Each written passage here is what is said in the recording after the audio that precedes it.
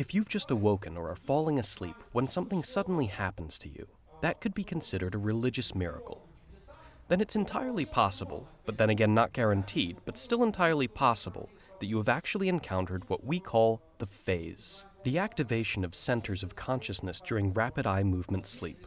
That is, if a religious miracle is preceded by falling asleep or awakening, further interpretation depends solely on the individual. Anything can happen. Any one of you might see God, an angel, and so on. And that needs to be clearly understood. I'd like to once again emphasize that we're not talking about religion. Religion, that's another story. We're talking about interpreting cases when something out of the ordinary happens during certain moments, when falling asleep, awakening, or lying in bed. There was another experiment we conducted. We had 19 people artificially, without threat to life or limb, reproduce the typical account of near-death experiences when a person is flying in a tunnel towards the light. We had 19 people, even 20, artificially reproduce that experience without threat to life or limb. Again, we're not talking about whether there's life after death, but about how such sensations are reproducible, and that again, they don't prove anything. What else belongs here? Incubi and demons. Incubi, succubi, and demons, that is, paranormal situations of some sort. Think about stories of how demons suffocate people. When do they suffocate people? When people have just awoken. It happens especially often with women. She's just awoken and it sits on her neck and suffocates her, smothers her, and so on. Some paranormal phenomena are the same thing. There are quite a lot of them, succubi and incubi, and so we're putting them all under paranormal phenomena. Nearly 90% of them start with falling asleep or awakening. Poltergeist 2? If you've just awoken and something suddenly starts moving around the room, the first thing you should take note of is not the fact that something's moving around the room, but the fact that you've just woken up. And it's fully possible that it only seemed to you that you'd woken up, which we'll discuss in just a bit. What else belongs here? Which phenomena? Déjà vu. Déjà vu? No, doesn't quite belong here. What? False awakening. Let's recall a situation. It's a school day. Your parents wake you up. Get up, get ready, it's time for school. You get up and get ready. You're wearing your backpack and are going out. You're shaken again and told, "What are you lying in bed for? Get up, get your things together." You get up and get your things together again. Raise your hands if something like that has ever happened to you. It seemed as if you had woken up. Now raise your hands if you remember or had become aware of false awakenings. In fact, you can get up at night, do something, go back to bed, and not know for the rest of your life that in fact you hadn't woken up or done that. You might simply wake up, turn to your side, and go back to sleep, not even knowing that in fact you hadn't turned over physically. Up to a third of your actions and sensations after waking up are not real. So we're also writing 90% for false awakenings, but in fact everyone encounters them repeatedly, just about every time, nearly every night. What else goes here? Communication with the deceased. Well, it depends on what situation. If it happened upon awakening, for example, or when falling asleep, or when you were lying down and you suddenly saw the deceased, then that's the phase. But we won't be concentrating on that. Raise your hand if you've ever been lying down, or just woken up, or been falling asleep, and suddenly realized that you can't move. Raise your hand if you've encountered so-called sleep paralysis. Thank you. Why does paralysis fall under the phase? First, a substantial number of out-of-body experiences, astral travels, alien abductions, and so on, start from paralysis. Many even believe that to achieve an exit from the body, you need to achieve paralysis first. You can look at it in two ways. But why is sleep paralysis a sign of the phase? Because sleep paralysis is always there during REM sleep. One of the signs of REM sleep is sleep paralysis. Every day we're in it about 90 minutes, every night.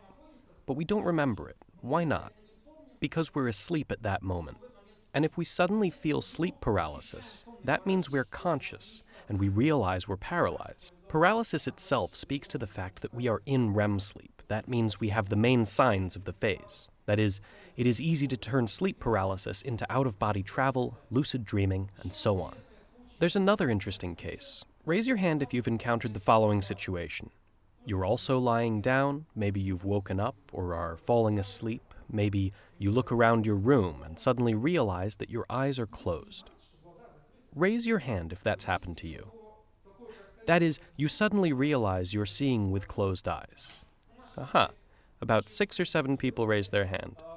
In fact, many more people have encountered this, since you can lie down, look around your room, and then get up, start walking, or fall asleep, still not realizing that in fact, your eyes had been closed. That is, realistic enough sight arose, and that's a typical sign of a 100% phase. Let's sum up the background info on where you've come and what you'll be doing. Call it whatever you want, the phenomenon that we'll be covering. We call it the School of Out-of-Body Travel. We achieve the sensations of leaving the body. If out-of-body travel is what you need, you've come to the right place. That's what we'll be covering and practicing together.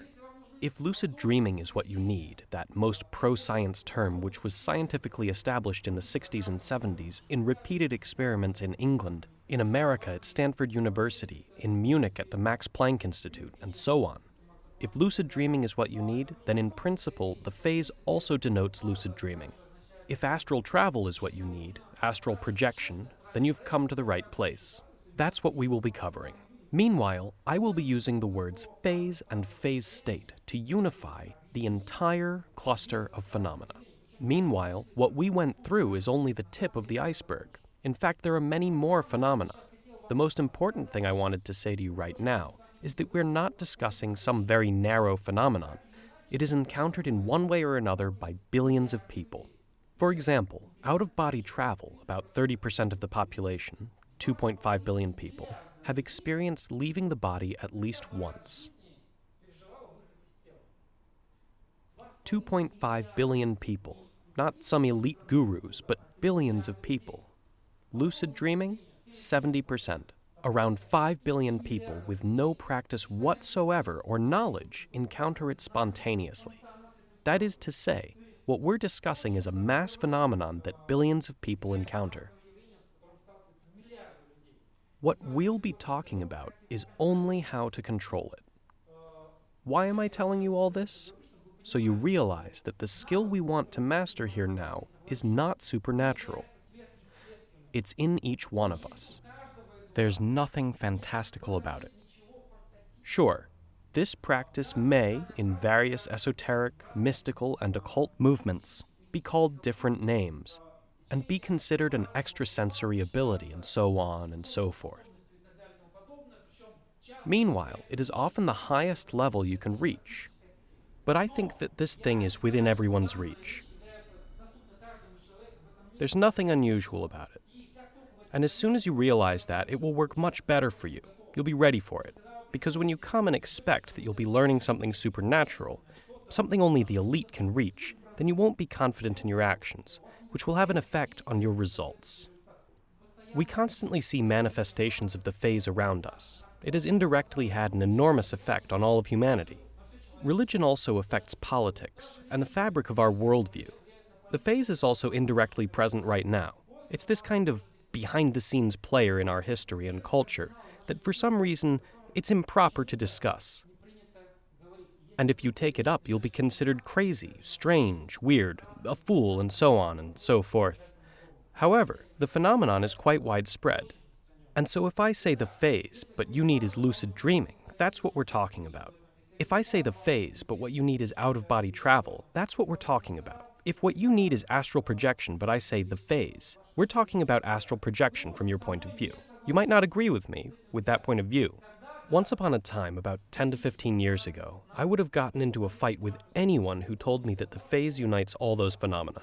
Because I thought that I was having lucid dreams and out-of-body travels where I really left my body, as well as astral travel.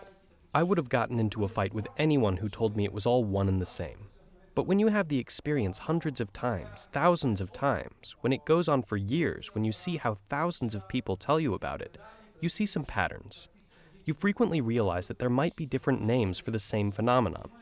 And to finish that thought, I would like to say that lucid dreaming practitioners, out-of-body travel practitioners, and astral projection practitioners use the same techniques. But for some reason, some say they become conscious while dreaming, others say that they leave their bodies, while still others say that they enter the astral plane. They use the same techniques and experience the same sensations. Therefore, it's quite controversial to what extent these are different phenomena. What will we be covering here? We have 3 lessons. It's 48 hours, that is 2 nights. So that over these 2 nights, over these 3 lessons, you'll be able to do it. Not sometime in the future, not 10 years of training, but in the next few hours.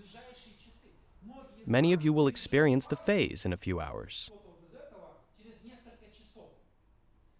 And our goal is to make it so that you can learn as fast as possible how to do it. To learn what it's needed for, what you can do with it, and how to control it.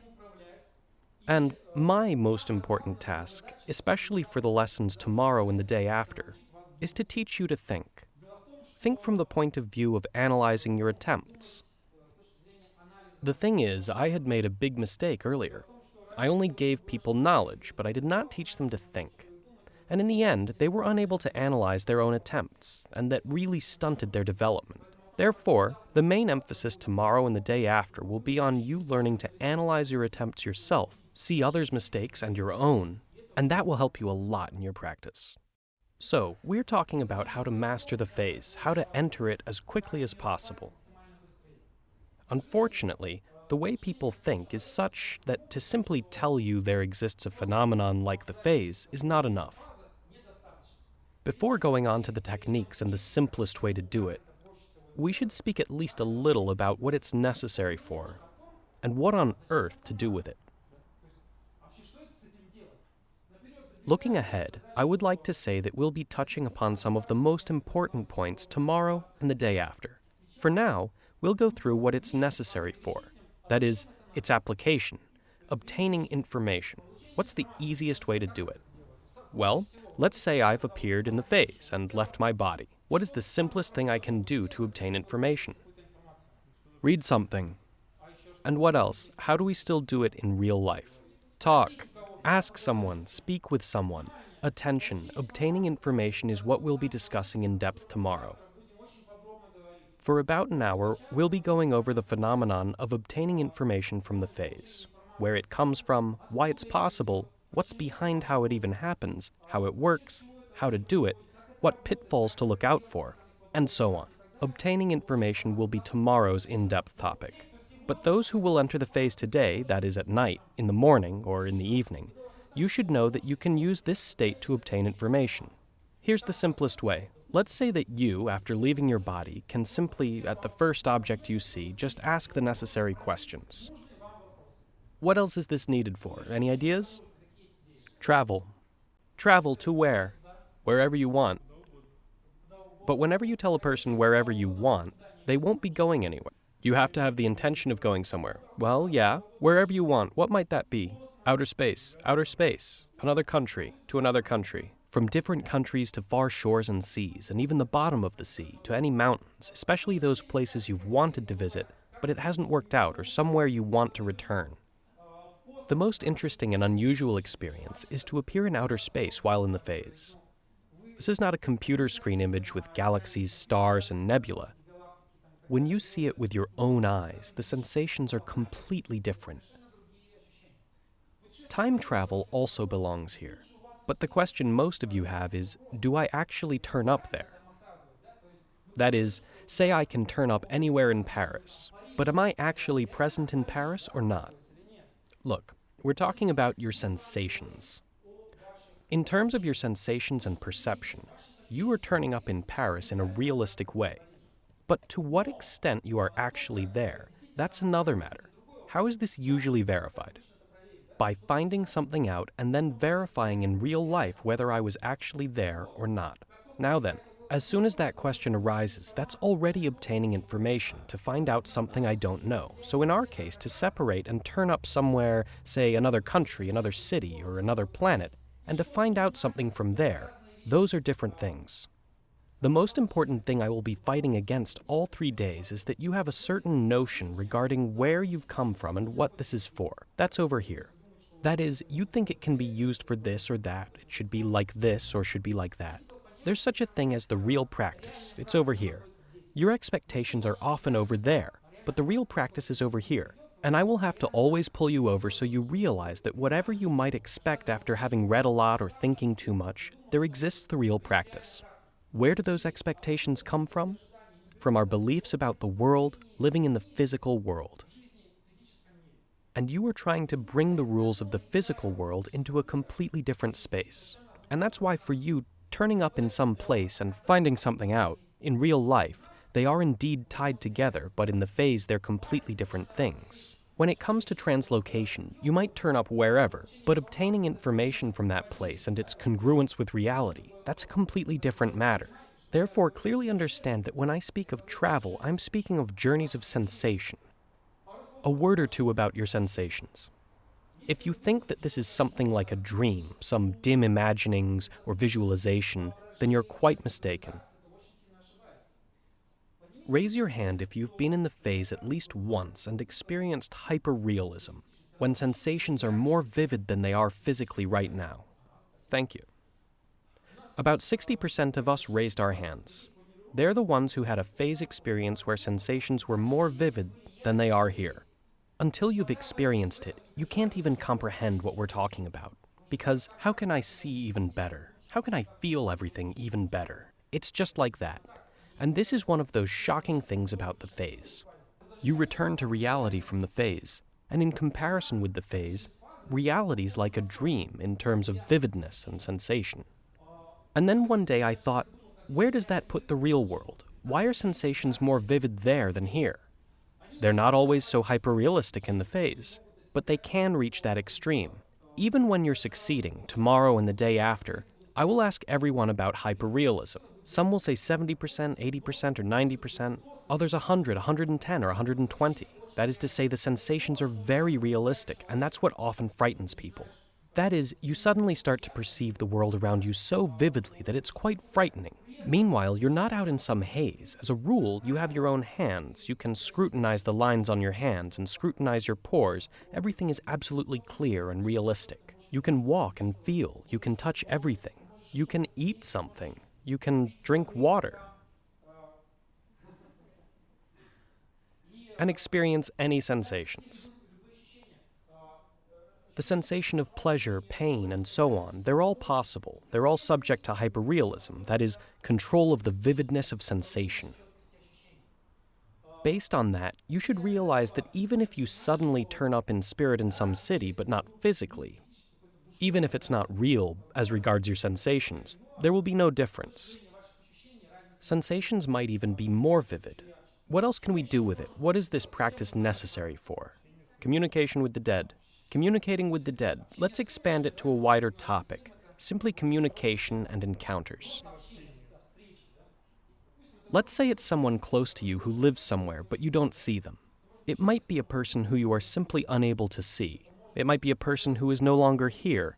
It might be a famous person, a historical figure, whoever you want, really. Here, the question again arises, but am I really seeing them? Will they know about this? What is this anyway? Me, a pragmatist and a materialist, am saying you can meet the dead. And the room thinks, how is this possible? Technically speaking, the fact that you can do that is nothing unusual. I'll tell you more. A portion of those who come to our lessons, maybe 5 to 10%, usually come with the goal of seeing a dead person. That said, I'm not saying you're meeting a person's soul, because to talk about that, we'd first need to talk about whether souls even exist. That is, it's not all so simple. In fact, we're talking about how, in terms of your sensations, you can see anyone, including the dead, like we see one another right now. You can speak, touch, hear their voice, look them in the eye, and even smell them, and it's all absolutely realistic, even hyper-realistic. It might be someone no longer with us, it might be a person you know, it makes no difference. So in fact, it does turn out that what you call it isn't important. There are techniques that let you do it. And guess what you call it depends on your worldview. Let's say all of you met with some dead relative. Some will say it was the real soul of the person that I met. Others will say that it was some astral double. Still others will say that the brain reproduced it all. So it depends on your worldview. That's what I will be fighting against the next 3 days. The fact is that even here and now, as it were, in objective physical reality, we are all in our own world. If I ask you all what reality is, whether or not the soul exists, for example, it turns out that two people sitting and looking at one another live in parallel dimensions. One, for example, believes in the theory of evolution, that humans are animals, and so on. Another looks at him and sees a soul, religion, and so on. And if I ask you all what the world is, it turns out that you're living in different worlds, absolutely everyone. We experience the same sensations, but call everything by different names. We explain it in different ways. In the phase, it's the same. You all might experience the same sensations, but call them whatever you like. Some will say, I leave my body with my soul the whole time. Some will say it's some parallel world. Some will say it's inside the brain. So what you call it isn't important. Encounters are the same. You might see any person in a realistic way, but what was the nature of the event? That I can't even tell you because I can only tell you how I see the world, and you might have your own view. But what's the difference? We can only come together on how to do it, but what you call it after that is up to you.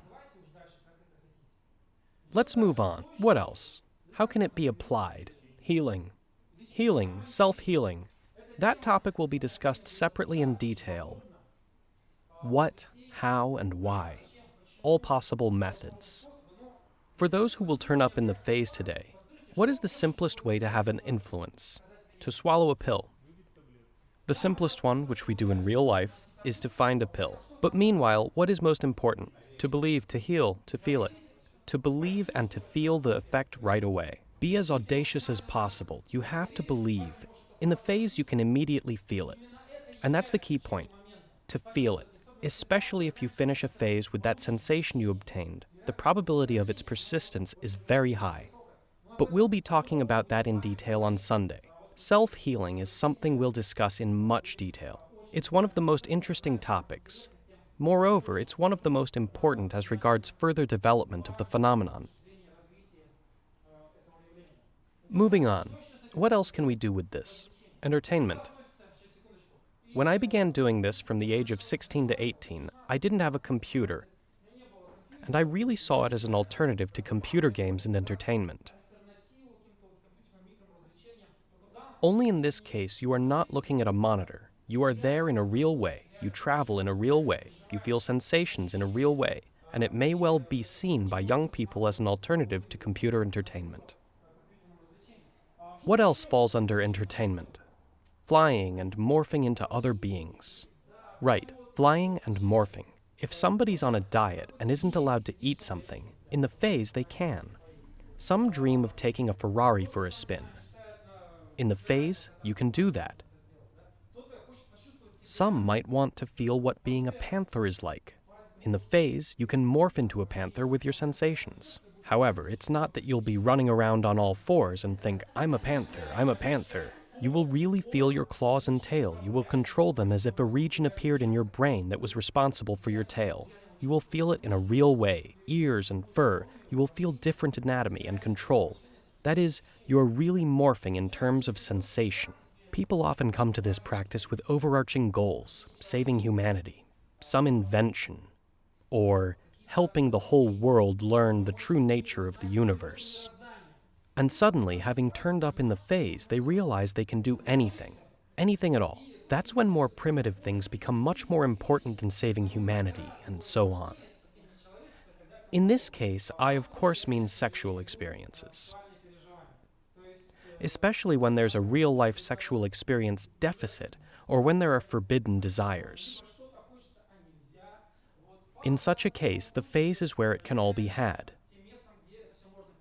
Meanwhile, please understand these are not just sensations of some sort. It's the full range of all sensations up through orgasm, which may be controlled and may be experienced as a completely separate sensation, and so on and so forth. You should understand that this is also an application of the phase. It's normal to encounter it. You might even have a problem. Every time you enter the phase, instead of doing something useful, you suddenly get dirty thoughts that interfere with your development. In that case, here's some advice. As soon as you run into it, think to yourself, right now, I'm going to do what's most important, and then I'll go back to my adventures.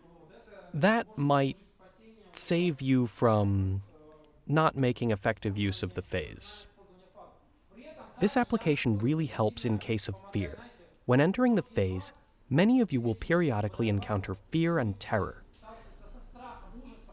You might suddenly experience mortal fear or a nightmare.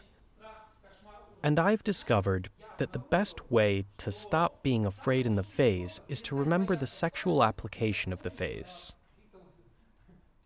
That is, all the fear suddenly goes away, and you can easily switch to something more interesting. If you become frightened in the phase and want to cut it short, then recall something very pleasant and you will forget about the fear right then. Creative development. Once in the phase, I suddenly heard the best Rammstein song ever. I was in the phase, I clearly realized I was not in the real world. It sounded so good that no acoustics in real life would allow you to hear such pure, perfect, and high-quality sound. It sounded absolutely perfect. I enjoyed it. It was the most amazing Rammstein song. But what did I realize at the same time? That it didn't exist in reality. You're right. It didn't exist in reality. I was in the phase and I was hearing the best Rammstein song ever. I listened to it and meanwhile was clearly aware that it did not exist in real life. And once I left the phase, I became very upset for having never taken up music. That is, I couldn't write down or reproduce the melody. I then returned to the phase to hear it again. I now know many people who are fond of music and use the phase to that end. This was the first time in my personal practice when I realized the phase can be put to use. You can see, for example, an artist can travel and see landscapes and then reproduce them here. They can see their yet-to-be-painted picture. A sculptor can look at his own future sculpture. An architect can wander around the building she's designing, and so on. This is something usually arrived at by musicians and poets. There's an explosion of creativity and ideas in and of itself. The practice is fruitful for creative people. Look, application is quite a wide-ranging topic. We will be speaking about only what's most important: obtaining information, travel, encounters, self-healing, entertainment, and creativity.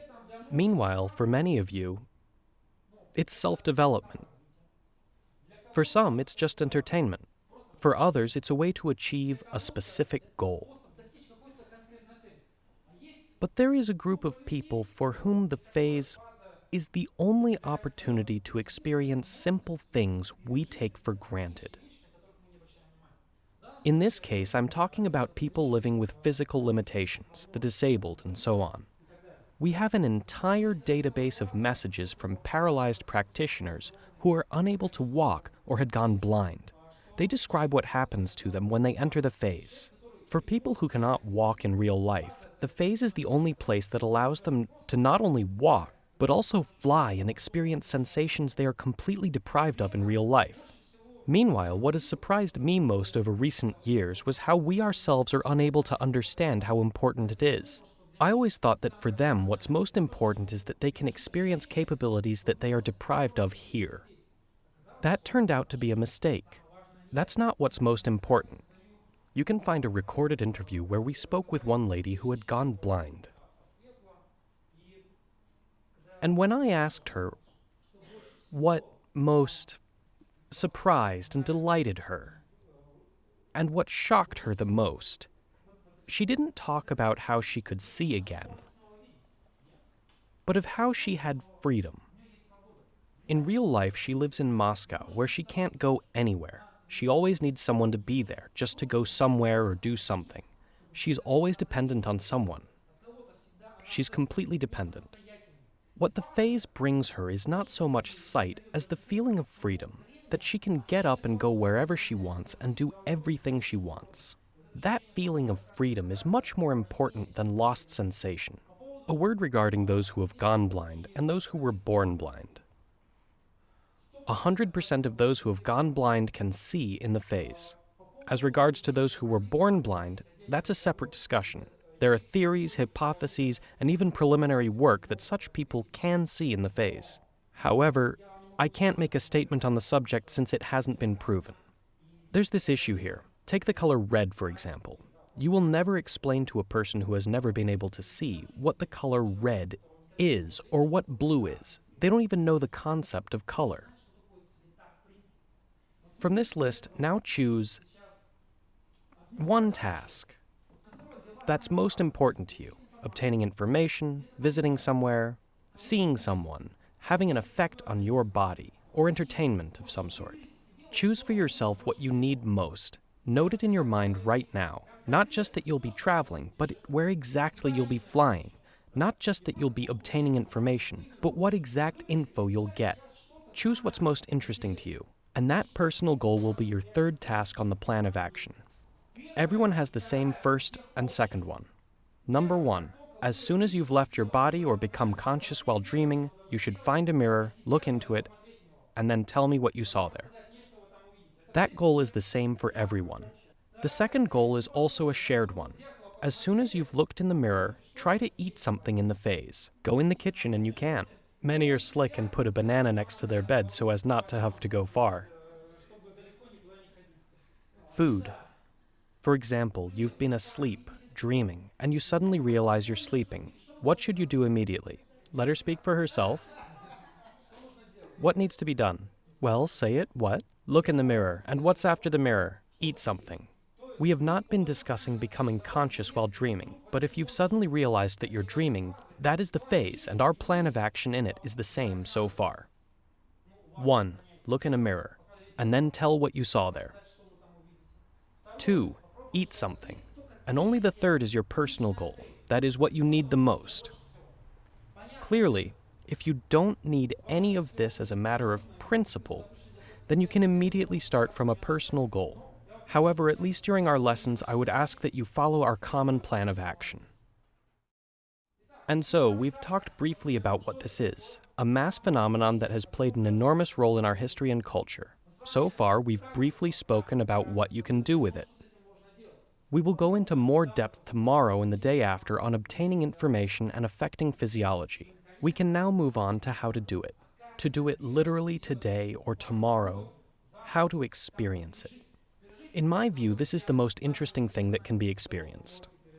The one thing the phase can compare to in terms of sensation and vividness. Who knows what? What is most comparable to the phase? Perhaps out of the practices out there. Not even from practices, but our lives. Nothing, maybe? There is one. Skydiving, maybe? No, it's much simpler. Euphoria? Keep it simple. What compares to the phase? Even simpler. Reality. Reality. The one thing able to compete with and compare to the phase is reality. There's a reason I said the practice of the phase allows you to live in two worlds, to the utmost. The one thing the phase compares to is reality. That's the one thing it can be compared to reality. We'll now start discussing how to enter that reality, how to do that, and how to control it. Here we run into yet another preconception. Let's put it right here. The preconception is that it's very difficult and very long. Sometimes you open a book where it says 10 years of side practices, preparation, all kinds of energies, then maybe you may proceed into this practice. Quite often, when an author, some person or teacher does not know how to do it, they simply say it's dangerous, don't go there, and so on. They usually say that when a person does not know how to explain it, how to do it. And in order to brush aside any questions, they tell you, it's bad, it's dangerous, don't go there. I always raise the following argument. I've been doing this since the age of 16, and I'll be 32 next week. I've practiced it for half my life, and I've experienced it 1,000 times. I stand before you. I'm in one piece. I'm still alive. It's the same when you're asked, but is it possible not to return from there? I always ask, whoever told you that they never returned from there? Where is this man who's telling everyone that he never returned from there? It might seem that you can't return from there. When you encounter sleep paralysis on the way out, it feels like you're dying. But it all might just seem that way, and nothing more. That is, the practice is safe and it can be learned quickly, in fact. But there are a lot of stereotypes that it's dangerous, long, and so on. That's all total nonsense. By 1 o'clock tomorrow, I won't be making predictions, but many of you, by 1 o'clock tomorrow, even if you have never experienced this in your life, will come across it tomorrow after one night. The point is that if you do everything right, it's nothing hard. I'm often accused of having an inborn ability, a predisposition. That's total nonsense. Once I tried to control it, I was at first successful once a month, once every 2 months, and then more and more frequently. I didn't develop some skill, I gained knowledge. If you gave the 16-year-old me the same knowledge I have now, everything would have worked for me with the same success rate as now. That is, it's not a matter of whether or not it can be done, but how correctly it's done. You are absolutely correct to note that it works much better for some than others. But I'm one of those for whom it works worse. I sometimes see people at our lessons who come without knowledge of experience, and then in a few days or weeks, they achieve in an absolutely real way practically the maximum level that can be achieved. It took me many years. A word about the effectiveness of techniques and how often this can be done. Not only can this be achieved in a single night, even if you've never done it, it can be done several times in a single night, on the very first night. There are many such cases. There was a case when a man came who had never known anything or ever tried, and the first night, out of 8 of his attempts, 6 were successful. That's an example of how effective it can be. Everything depends on what you do, how you do it, and when you do it. The main preconception is that it's difficult or impossible and so on. That's total nonsense. In fact, it's all within reach, easy, and it all depends on the quality of your actions. Before we talk about the simplest method, I'll let you know what we will be talking about and what we won't. What won't we be talking about? Number 1. Perhaps I'll disappoint some of you, but mushrooms, cacti, pills, and whatever other substances will be left out as a matter of principle. I believe that achieving these states deliberately and without the help of any substance is a way to develop yourself and new skills. No matter what people say about substance use, I am categorically opposed to any external influences on the body. You should do it on your own. That's when there's development. Even if some substances help you achieve it, it's not actually a full-fledged phase experience. The fact is, various substances, even if they lead to the phase, affect the mind. Sure, a person might have turned up in the phase in terms of indications and sensations, but the controllability of the phase might differ. A full-fledged phase may be experienced only on one's own, so the mind works clearly, control is smooth, and all necessary sensations are there. What else are we leaving out? Various devices.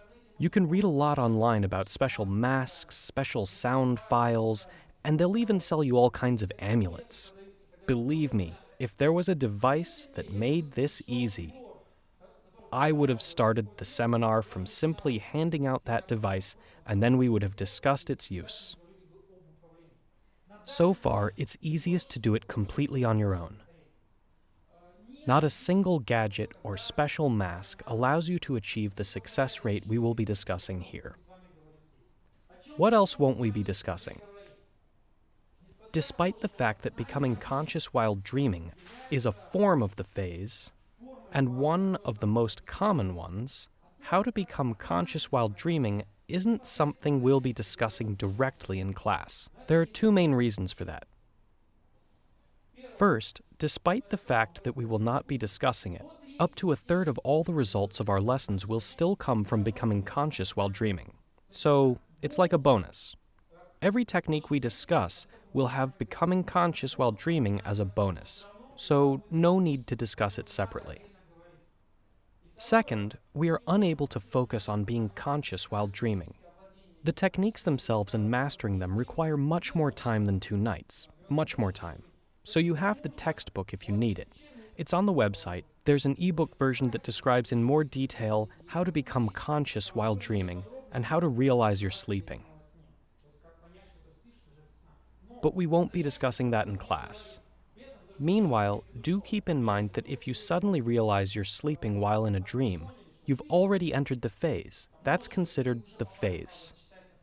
There are two basic methods we'll be discussing. The direct method, when you lie down in bed and immediately try to exit the body, and the indirect method, when you wake up and regardless of how much you slept, you try to exit the body. Those are the two basic methods we'll discuss. The direct one, when you lie down in bed or on the couch and try to leave your body, and the indirect one, when you've woken up after sleeping and try to do something. Today we'll be discussing the easiest method, the indirect method, performed when? Let her speak for herself. After sleeping, upon awakening. I'd like to tell you a secret right away as to why the indirect method is the easiest. First, it needs to be said that it's the indirect method that allows for the successful existence of our website, school, and books, because it's mainly thanks to it that most experience is obtained. It was mainly disregard for the indirect method that made our subject out of reach for so many years. Many believe that leaving the body is when you lie down, do something, and leave your body. But in fact, those techniques are quite difficult. We will be speaking of them separately, and they have some finer points. But it's much easier to experience the phase using the indirect method, actions upon awakening. Here's the secret. When you lie down for the direct method and try to leave your body, what physiological state are you in? Wakefulness. In the waking state, you're awake, lie down, and try to leave your body, but that's only possible when there's REM sleep. But when you wake up, in most cases, natural awakening ends during REM sleep or in a state close to that of REM sleep. What's going on? When you lie down, you need to change your physiological state. This is not some guided visualization. This is something serious, achieving REM sleep. Moreover, REM sleep is preceded by non-REM sleep, and that's where tons of difficulty arise. But upon awakening, you've woken up, attention, and you're already in the phase. My task with the indirect method is not to teach you to enter the phase, but to teach you to realize it. Because when you wake up, you're already in the phase. When you lie down and try to enter the phase, the door's closed. Not only is the door closed, you're also going up to the wall and banging your head against it. With the indirect method, you wake up and the door is already open. My task is to show you where that door is and where to go. Upon awakening, it's not necessary to create the phase. All of you already have it. Everything we say now about the indirect method is not about creating the phase, but its realization. Once you realize that, your actions will be extremely effective. Believe me, entering the phase upon awakening. You know, I used to be able to do it once every few weeks or few months. Now, my success rate upon awakening is nearly 100%, and unsuccessful attempts are only occasional, very close to 100%, over 90%, over 95%. Unsuccessful attempts upon awakening now surprise me just as much as successful entries into the phase used to. Though 3 years ago, my success rate was 70 to 75%, and I thought that was as high as it could go. It turned out that wasn't true. So, the essence of the indirect method is not to enter the phase upon awakening, but to use the phase upon awakening. Where do we start? There are a few preliminary points. The first is when to make attempts, the time to practice. Raise your hand if you have to wake up early tomorrow. 1 person, 2, 3, 4. All of you who are waking up early tomorrow, go to bed this evening thinking, I'm going to wake up at night or my last awakening and do techniques, which I'll be speaking more about. You can try in the middle of the night, you can try during a daytime nap, but the most effective way is to employ the deferred method. How does that work? For example, you go to bed at midnight. You lie down and set your alarm for 6 a.m., for example. Just set your alarm.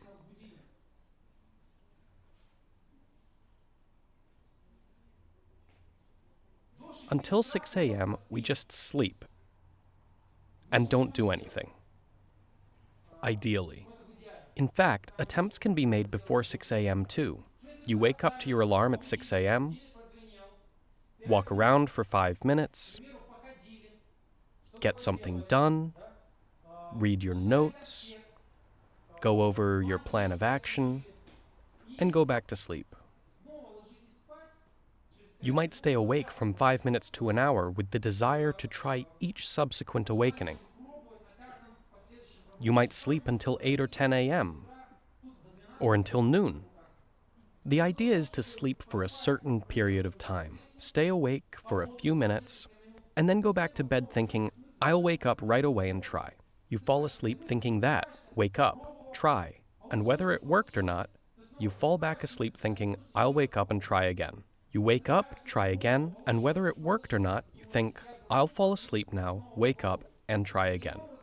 That way, you sleep all morning and make the max number of attempts. If you don't fall asleep, then don't stay awake as long. If you sleep too deep, then stay awake for up to an hour, not just 5 minutes. If you don't fall asleep, then wake up, say, at 5 a.m., not 6. You can still get something done. You can get something done or just work on something. Meanwhile, 6 hours is our interval, 5 to 6 hours. The idea is to set it up so you don't get enough sleep by 2 to 3 hours. For example, you sleep a maximum of 8 hours, lie down at midnight. What do you set your alarm for? 5, 6. 5 to 6 hours. That is, not get enough sleep by 2 to 3 hours. If you usually wake up at 10, if you sleep 10 hours, what do you set the alarm for? For 7 or 8, 7 or 8. Michael, a question. Between 6 and 8 or 10, do we set the alarm again? We wake up with our alarm once. We wake up, go over our notes, what we have to do, and go back to sleep thinking, I'll wake up right away and try. We fall asleep and wake up on our own, using willpower alone. Meanwhile, we also note that when we wake up, we must in fact get out of bed. We wake up to our alarm, get up, walk around, and lie down. That means one needs to wake up, get up, walk around, and lie down. Many think, I'll wake up, turn off the alarm. I've woken up after all. And fall back asleep to make attempts. The too short awakening will cause subsequent sleep to be very deep, and the intention will not stick. Why is this necessary? What is the deferred method used for, and why is it so effective? There might be different kinds of awakenings, in the middle of the night or after a nap, but this is the most effective one. Why? We said that there is non-REM sleep and REM sleep. When you've nearly gotten enough sleep, you've gotten the non-REM sleep your body needs. You can also enter the phase through it. But that's much harder. That's a topic for another day. Having gotten enough non-REM sleep, you fall back asleep.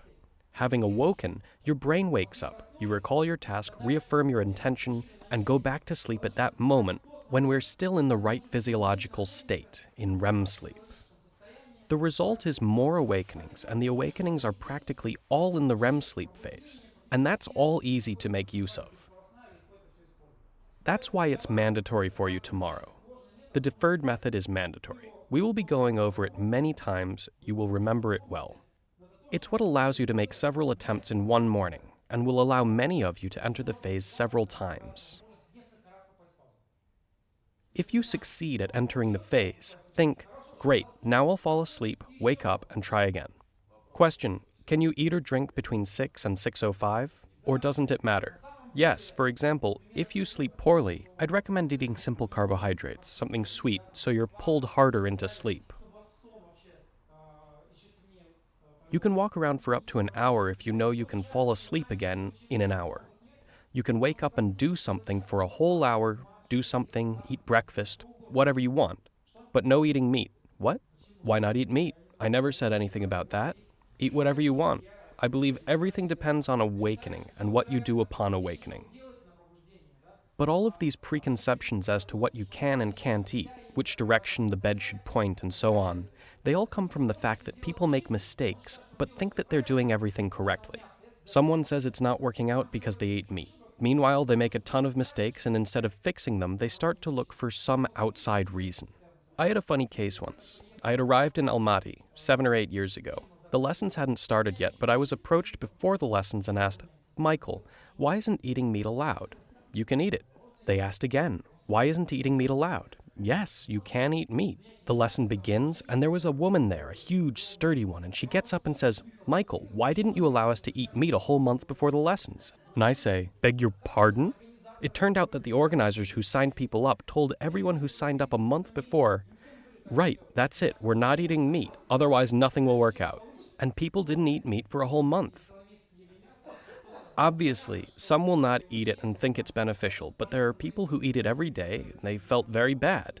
But the complaints were directed at me, naturally. All because the organizers had somehow concluded meat was forbidden. In fact, that's a misconception. Perhaps it has some effect, but your success rate is 90% determined by what you do and when you do it, and how you do it. And so, the time you practice is important. You can try before your alarm, but shouldn't have the set goal of doing it. For example, if you wake up before your alarm and think, "Well, I've already woken up, why not try?" Try. But the task remains to try after the alarm when you fall back asleep. You can also try before the alarm, but there shouldn't be the goal of, "I'll lie down and try all night." That goal shouldn't be there. Your goal, what's most important, is to sleep well until the alarm. The better you sleep here, the better it will work out after the alarm.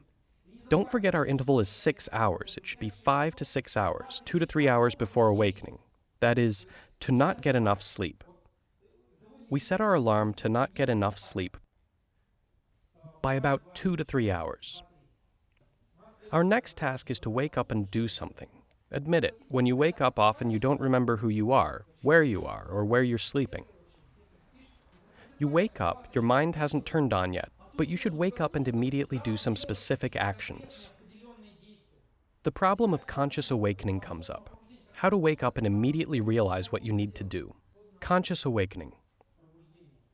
Everything's simple here. You just need to fall asleep with intention. That is, fall asleep with thoughts about the practice and attempts. So we fall asleep with the thought, "I'm going to wake up right away and try." We wake up, try, and whether or not it works, we resolve to ourselves once again, "I'll fall asleep now, wake up, and try." That is, the intention to fall asleep. It should also include not only, "I'll wake up and try," but ideally to wake up without moving. That is, to wake up ideally without moving. What do we mean by ideally? Not to move at all? It's not mandatory. The fact is, many wake up, turn to the side, let's say, and that's it. I've already made a physical movement. No point in trying anymore, nothing will work. If you tell me that tomorrow, I'll cuss you out. Do it the day after, and you'll wish you were never born. I'm kidding, of course. But the point is, it's a huge mistake that I'm always fighting. I fall asleep here with the thought that I wake up, ideally without moving, and go right into action. But if you wake up and make a movement by accident, if you're lying uncomfortably and turned somehow, it's not the end of the world. Sure, your success rate will go down a bit, but it will still be high. Moreover, it's highly probable you didn't really move.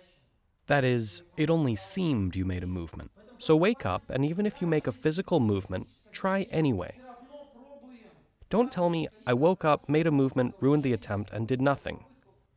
The textbook ebook on our site has only one paragraph in all caps, in bold font, that's read too. It's the only paragraph so clearly emphasized in the whole textbook. It says if you wake up and make a movement, you should still try because people stubbornly think it's just a psychological factor, that you wake up, make a movement, and it seems it's all over, you ruined everything. That's not true. We still up and try. Moving on. Attempt time. Awakening. We have here a couple of points seemingly not directly related to actions that are decisive. Your actions upon awakening must be confident. There must be confidence. That is, you don't wake up thinking, "It won't work for me, of course, but I'll try." When you do that, hardly anything will work for you.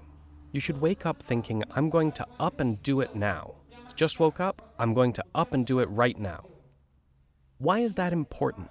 Confidence would seem to be of secondary importance. How can it affect success rates? As you wake up already in the phase, you remember those stories about alien abductions, some kinds of religious miracles, about demons, about paranormal phenomena upon awakening? You remember where they come from. From the fact that you enter the phase by accident, but to the extent you don't control it, it reproduces your expectations. Remember, I said I woke up and recalled that aliens abduct people. And aliens abducted me right then. If I had thought about an angel at that moment, one would have appeared in just the same way. That is, if you don't control the phase, it will reproduce your expectations. If you've awoken with the thought, of course it won't work for me,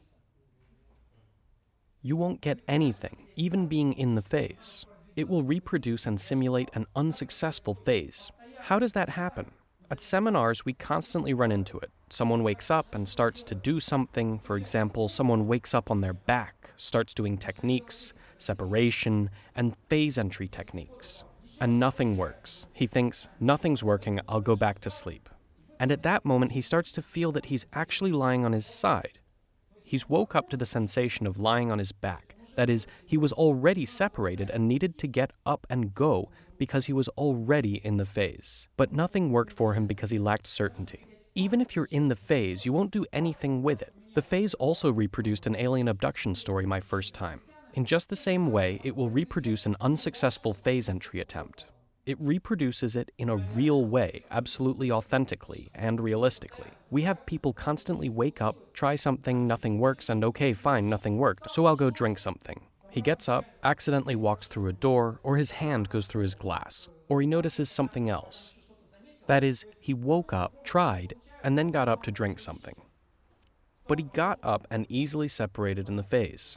And then he said nothing worked for him. Well, yeah, sure thing. Right, or he got up, drank something, came here, said nothing worked for him, and only then began to realize that he had slept at night but gone for water in the afternoon. Only here was he able to realize what had in fact happened.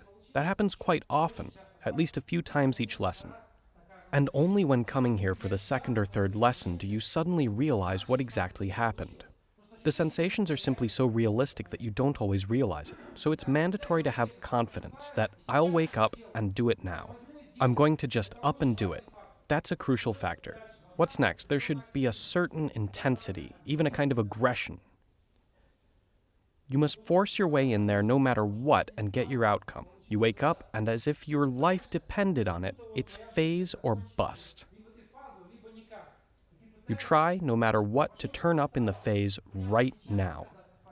Attention, this is a very important factor. To wake up and enter the phase right now, no matter what, as if you'd die if you didn't enter the phase. Meanwhile, there's something interesting here. The thing is that many misunderstand confidence, intensity, aggression, and no matter what. Many of you understood it as follows. This liquid is you, your sensations, perception, and consciousness. It is now in a physical glass. Your end goal is to turn up in the phase, to pour yourself into the phase. Your task is to wake up and gradually pour your sensations, consciousness, and your perception into the other glass, into the phase reality. When I say it needs to be done intensely, aggressively, and no matter what, people think it means you wake up and seethe with anger. Leave the body right now, no matter what. You lie in bed all angry and try to leave your body. I must leave my body no matter what right now. That's misunderstanding it. The aggression and no matter what are aimed at the techniques, at your actions. We will now discuss those techniques. You do them and pour yourself into them. Put your all into them and try no matter what to feel the effect of the technique. You don't lie angrily and try to do something, but you put in your all, pour yourself into it no matter what to feel those sensations. You don't lie angrily, aggressively trying to do something physically, but you concentrate on techniques so hard that you try to pour yourself into them. So I'll write in one more concept here. Put in your all. Putting your all into techniques. Pouring yourself into techniques. Any activities must be accompanied by no matter what, aggression and confidence. And not simply a physical attempt to do whatever. We have another name for it: maximum concentration. That's what no matter what means. The techniques and methods we will now talk about will allow you to pour yourself into there. That is, you put your all into the techniques. Get lost in thought or sidetracked and you're back in your body. That is, your task is to pour yourself fully into the phase and turn up in it. If it's not a fully deepened phase, we carry over 100% of our sensations and carry out our plan of action. We've separated. Where do we go and what do we do? To the mirror. And after that, eat. And then our personal goal, right? Meanwhile, our personal goal shouldn't be like, and now some personal goal, but a specific task. Right now we'll be talking about a personal goal, but in a real attempt you should clearly determine for yourself what the personal goal is. For a start, I recommend using some emotionally charged goals. That is, not saving humanity, but something emotionally charged and simple that you find truly interesting. We will now move on to the procedure upon awakening. What exactly are we supposed to do upon awakening? Tell me, what is the probability of the phase? What will it look like? When I wake up, does it go up? How should I draw the graph of phase probability? All indicators are it goes down. That is, it goes down. Based on this graph, based on the fact that I'm waking up, my chances are at their highest because I've awoken in the phase. What do you think? What should our first step be? When we've woken up? Yes, I've woken up, and what should I do? Use techniques. Techniques. Great, that's one idea. What do you think? Ask yourself a question? No. What actions? I've woken up. Let everyone speak for themselves. What do you think? Me? Yes. Recall your goal? We've already recalled it. We've woken up. What action should we do? We don't move. What should we do? Appear at the mirror. Aha. Appear immediately at the mirror. That is, we immediately accomplish our goal. Absolutely right. Your first goal as soon as you wake up are not techniques, not even separation, like before, but your goal is to appear at the mirror. You wake up and you immediately try to appear at the mirror. Why? Because you wake up in the phase. Who needs separation techniques? Who needs phase creation techniques? You've woken up in the phase. And so first the mirror. How is that done? Focus your attention on the mirror. You might be at home, at a friend's house, or at a hotel, and there'll be a mirror in, say, the bathroom or the hallway or in your room. Imagine it. You wake up and try to feel yourself standing at the mirror. Meanwhile, not passively, but try to touch it. Try to touch yourself. Try to feel the mirror. Examine it. I've woken up. I'm trying. First, I imagine this glass is at the mirror. I try to feel myself in the glass. I try to scrutinize the mirror. I try to touch it. I try to move around it. I try to palpate it. I try to feel myself at the mirror. Suddenly, after a few seconds, you realize you're standing at the mirror. You don't even feel your body in your bed. One reason people are afraid of the phase and are afraid to appear in it is that you suddenly stop feeling the physical world, the physical body, and you get scared right then that somebody will occupy your body, kidnap you, or something will happen. We don't feel the real body in the phase. We only remember it's there. Once again, once you wake up, you don't need to roll out, immediately start the techniques. The techniques are later. Since you wake up in the phase, we immediately try to accomplish our goal. Our first goal here at the seminar is the mirror. Later in your practice, you'll have any other goal you want. Say your goal is to appear somewhere. You can immediately appear somewhere or find someone. In this case, to make it easier to discuss and try, we have the same goal, the mirror. We wake up and immediately try to feel and scrutinize the mirror. We try to feel it, and we try to appear at it no matter what. No matter what. That's concentration on actions and sensations in an attempt to imagine ourselves at the mirror. It lasts about 5 seconds, for 3 to 5 seconds. You try to appear at the mirror. If we've appeared at the mirror, what do we do next? Food.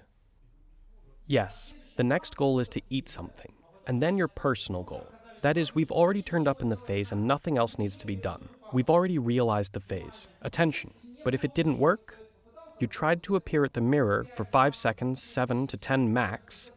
You tried to appear at the mirror, but nothing works and you feel yourself lying in bed. What to do then?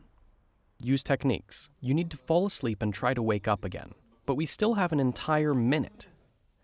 If you're lazy, you can do just that. But in principle, you still have an entire minute. Techniques. Any ideas, techniques, anything else? Separation? Yes, separation techniques. Then we'll move on to separation techniques. Please note, meanwhile, that we use several separation techniques at once. Levitation, rolling out, and standing up. And crawling out? Crawling out too, but there are 3 main ones.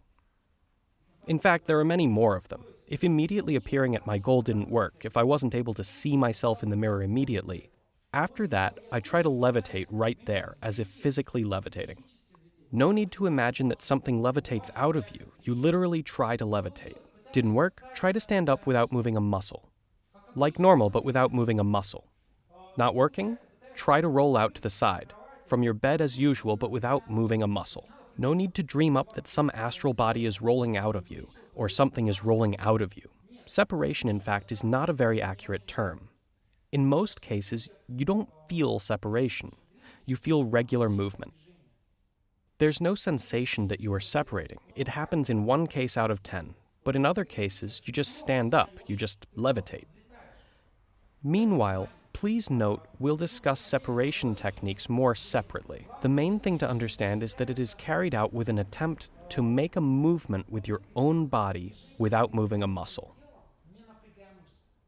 That is, not imagining something left or flew out of you. You try to make a movement yourself at the right time without moving a muscle.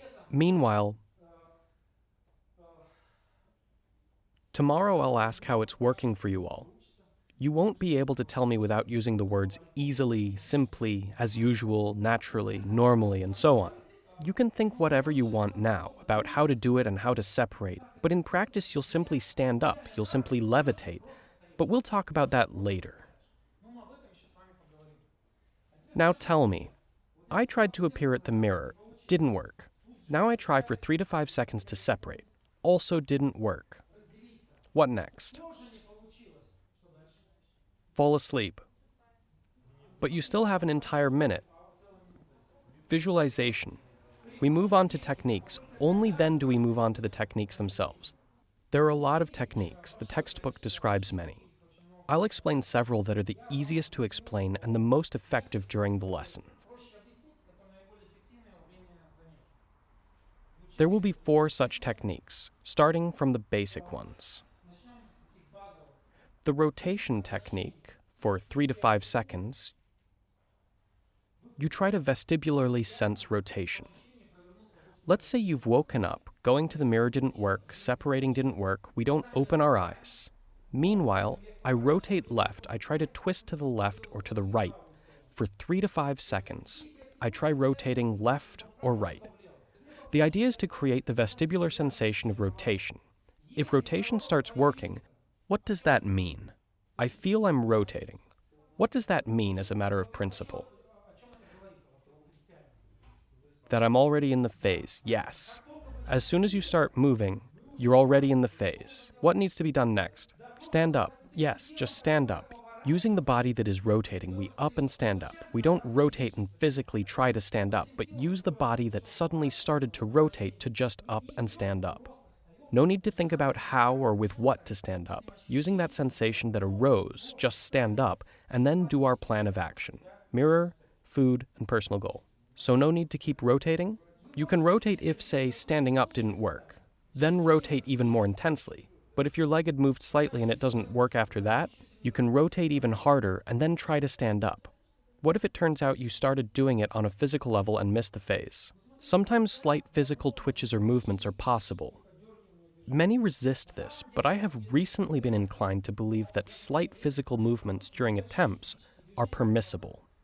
They can happen and not always ruin everything. This is easy to notice if, can you move your eyes? Your eyes, you may. While the main thing is not to open them, moving them is even necessary, especially during rotation. So I noticed this one thing. People sometimes twitch when they dream. They have slight movements. Don't they sleep through it?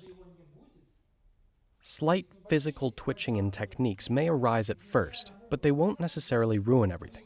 Yes, ideally avoid it, but in principle it's not that big a problem. Now then, rotation. As soon as you feel movement, separate. The next technique is visualization of the hands, also for 3 to 5 seconds. What is the point of this technique?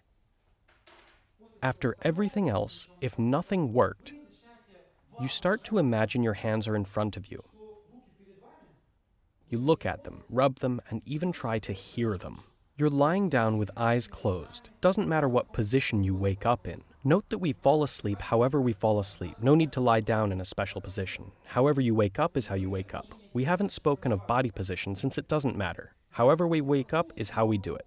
So I've woken up on my side. I start to imagine my hands are in front of me. I try to scrutinize them, to feel them and hear them. That is, I focus all my attention on the fact that my hands are in front of me. I try to see them, feel them, and scrutinize them. If after a few seconds my hands appear, I see them or hear them, what does that mean? You're in the phase. You're in the phase, right. That's a sign that everything worked. If you're in the phase, what do you need to do? To go to the mirror. What? To the mirror. That is to stand up right with those hands. We saw them and we don't put them back. We don't try to stand up physically. Our hands have already separated. Use those same hands to stand up, go, start moving, so it's clear what to go by. We go to the mirror, eat something, or do our personal goal. The next technique is swimming. The swimming technique. In this case, you start imagining you're swimming. Imagine a tropical island. You're swimming around the island, or you're swimming in a pool, or in a lake, or in a river. Start imagining, no matter what, intensely and aggressively, that you're swimming in any style, somewhere. Do you need to imagine the place? Ideally, yes. In principle, you don't have to imagine it, but it will improve your success rate. You start imagining you're swimming somewhere, breaststroke, freestyle, it doesn't matter. Try to imagine the movement of your arms, body, legs, head, the water, and the sun. Try to feel everything around you. Swim for a few seconds in the place you want and try to feel the sensations that arise. If you suddenly realize you're swimming in a lake, might I suddenly turn up in the lake? Yes, you've turned up right in the lake. What do we do? Let's see how you all get out of this one. Some dive and look for a mirror at the bottom, some swim to the shore and look for a mirror there. Some look at their reflection in a pool, their mirror. In any case, one needs to look for a reflection. You see how our fundamental plan of action quite clearly shows how to get out of this one. Were you expecting a fixed template? No template here. Everyone thinks, I'll get up now and go to the mirror. But here, you've turned up in a lake. Though you do have a goal, the main thing is to achieve that goal. And we'll see what actions you do to reach it. Say you swam to the shore, found a mirror, and ate something. The point is, with the swimming technique, you can immediately turn up somewhere, or you can lie in bed but feel your hands are moving as if you were swimming. That means you simply need to get up and go using those hands. Either you in the lake or movements in bed. There is one more technique that has been pretty successful over the last several years. It appears in the textbook as sensory motor visualization. We'll call it something simpler, the technique of deepening. This can be longer, for 5 to 10 seconds. Whoever is familiar with the practice of the phase will remember that deepening is a stabilization of the state, and would be right. What's the line of reasoning here? If we wake up already in the phase, then basically at that moment, the phase is simply so weak that it's not obvious. Why not proceed immediately to deepening the phase? How are phase deepening techniques performed? Let's recall primitive techniques. I'm already walking around a room. What should I do? Peering and palpation. Palpation and peering. In this case, what do you do? Say nothing else worked, though you act as if you were in the phase, but the phase is so shallow that you don't feel anything. You start to touch, examine, and feel everything. That is purely in the imagination. You walk around the room in your imagination. You may even go to the mirror, go and touch and examine everything along the way. Try to touch everything around, every object, and try to scrutinize them in your imagination. You start to imagine you've actually already separated. You try to experience as many of those sensations as possible. After some time, you suddenly realize that you're not really lying and you're not really walking. Or it's like you're lying, but meanwhile you're not imagining you're walking, but you feel you are. What gradually happens? You're lying in bed, woke up, and begin to imagine you're walking around your room, touching everything. You scrutinize and palpate, and at some moment you realize you aren't just imagining it, but are actually touching it and actually scrutinizing it, like we palpate objects right now. In this case, deepening can also be seen as phase entry. You are in essence simulating deepening of the phase, which requires scrutinizing and palpating everything. We will be trying all this out, but to complete the procedure and theory behind it, I'd like to add the following. Say you've gone through an entire cycle and nothing worked. What to do next? Try again. Try once again. Meanwhile, out of these 4 techniques, you may choose all 4, but at least 2, 3, 4, at least 2 techniques. Let's say you've chosen rotation and deepening. The mirror didn't work, separation didn't work, I do rotation, it didn't work, deepening, didn't work, cycle 1. I do rotation again, I do deepening again, cycle 2. I do rotation again, I do deepening again, cycle 3. You must get to cycle 4. Meanwhile, the curve will stop dropping. Is separation a second time mandatory? As soon as the techniques start to work, you can try. In principle, you can try between techniques. There are many options here, but that's not what we're talking about. The point is that when you start doing something, the curve stops dropping.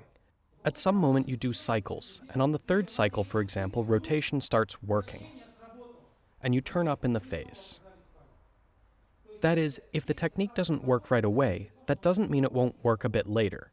You have a minute. Now tell me, you tried for a minute, you did cycles for a minute, and nothing worked. What then? We fall asleep. How do we fall asleep? With intention. With the intention of waking up and doing what? And trying again, and trying again. At the very end, when nothing works, or even if it worked, we fall back asleep thinking, I'll wake up and try again. And so, your task is to crank out as many awakenings as possible with these actions. We've talked a lot, but in fact it can be said in a few seconds. Your task is to wake up and immediately appear at the mirror. If it doesn't work, try to levitate, stand up, or roll out. If it didn't work for a minute, cycle 2 or 3 techniques until one of them works. If a technique works, we separate again, and then the mirror, food, and personal goal again. Everything is quite simple. A few words on the preliminary points. One more time, when to do it. If you get up early, go to bed today thinking that you'll wake up at night. Your desire to wake up at night will be enough for you to wake up at night. The human brain does not sleep more than 90 to 92 minutes. You always wake up every hour and a half. You simply might not remember. But you always wake up. That's the physiology of the brain. When you have intention, you will catch awakenings. You can try it after a daytime nap. But what's most important for you is to create the intention to try after your alarm. At 6 a.m., you wake up, create your intention, and lie down with the thought of catching an awakening. If you wake up before the alarm, you can also make an attempt. What's most important is to fall asleep thinking, I'll wake up and try, without moving, ideally. Sometimes I wake up for real and have the feeling nothing will work. You get that feeling. I know it comes, but you still have to do it no matter what it seems. What do I do in such a situation? It happens to everyone, including me. You wake up, feel you've fully awoken, and that nothing will work. I think to myself, I will simply get some practice. I'll start to practice and everything will work out. It's a psychological factor that we'll speak about. Question: how do you tell it's the phase and make sure you're not playing make-believe with it all? Look, when we first start to enter the phase, it starts to border on imagination. Sometimes you might not understand at first whether you're imagining or touching an object, for instance. But in the end, the phase should be like reality. You aren't imagining me now, you see me? In the phase, you also see objects and don't imagine them. It's quite simple. As soon as you start to see what you shouldn't, but you see it for real, you're in the phase. That is, you realize you're not walking in the physical world or in the physical body, but see everything. That's the phase. We'll discuss these points in detail tomorrow, especially after your attempts.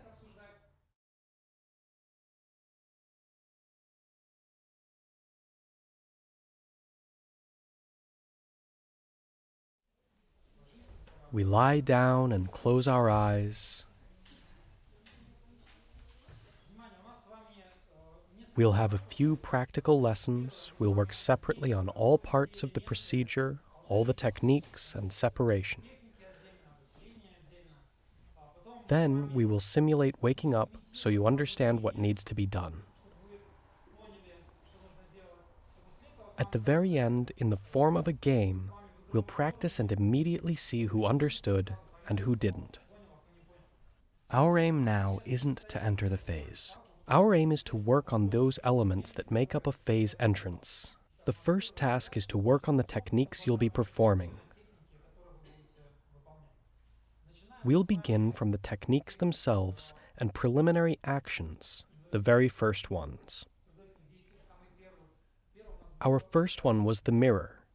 Now, on the count of 3, recall the mirror, nearest where you sleep, and immediately try to appear at it.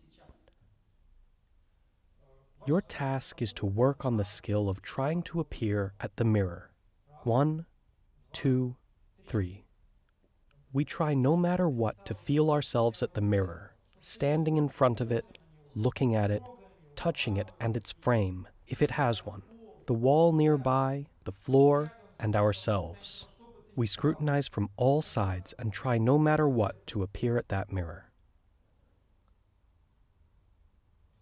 We relax and do nothing. 1, 2, 3, and again the mirror.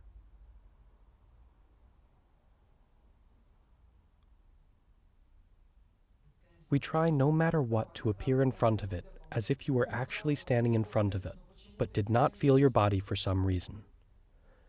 We try to touch and scrutinize it. Right now you are standing at that mirror and trying to appear at it. We touch and scrutinize. We relax and do nothing. 1, 2, 3, the mirror. We pour ourselves into ourself standing before the mirror. Concentrate on the sensation that you are standing at it. Try to feel yourself at the mirror.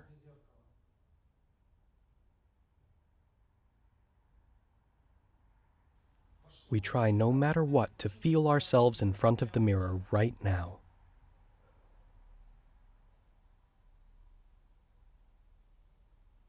Relax. Do nothing. Take your mind off it. 1, 2, 3, the mirror. Right now, no matter what, try to appear at the mirror and feel yourself in front of it.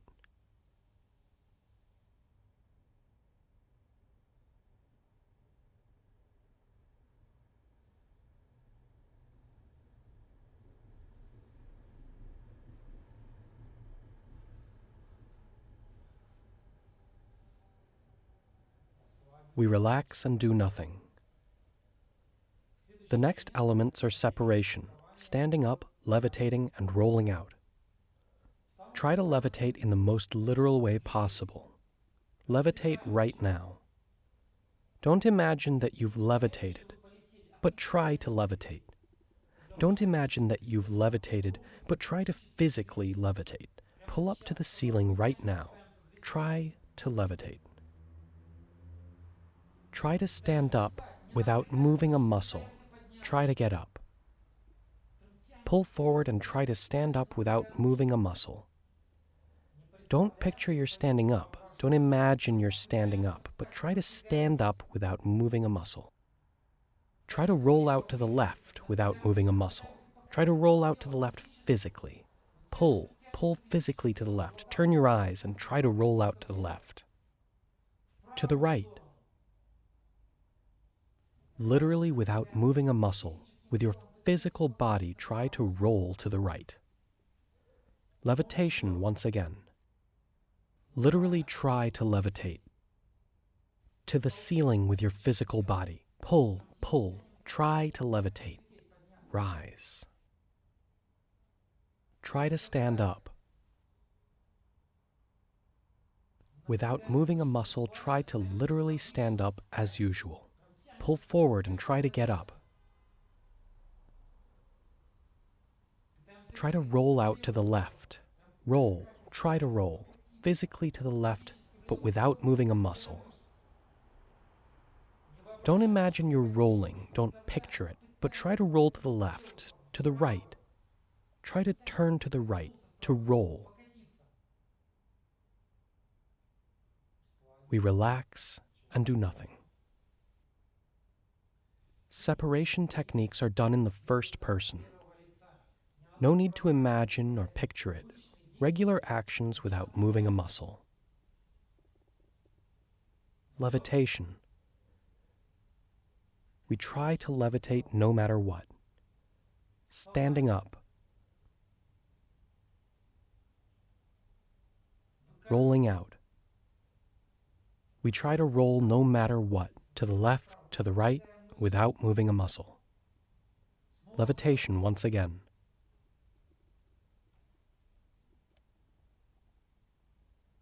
Standing up. Rolling out.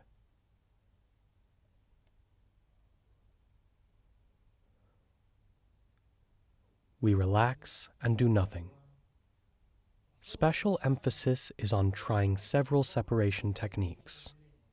When levitation doesn't work, standing up often does. And during the next attempt, if standing up doesn't work, levitation does. That's the main reason we cycle not only separation techniques, but also phase entry techniques. At least 2 techniques are cycled because one works today and tomorrow, another. You should always remember that. Levitation. We try to levitate no matter what, to levitate right now. We try to roll out to the left. We try to roll out to the right without moving a muscle. We try to stand up to get up right now. To levitate. To stand up again. To roll out. Try again to fall out downwards. As if you were falling, try to fall out through the floor. Don't imagine it, don't picture it, but try to fall out through the floor downwards.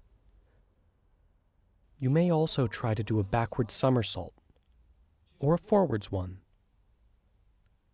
You can also try to imagine yourself standing at your body or right at the mirror. Relax. Do nothing.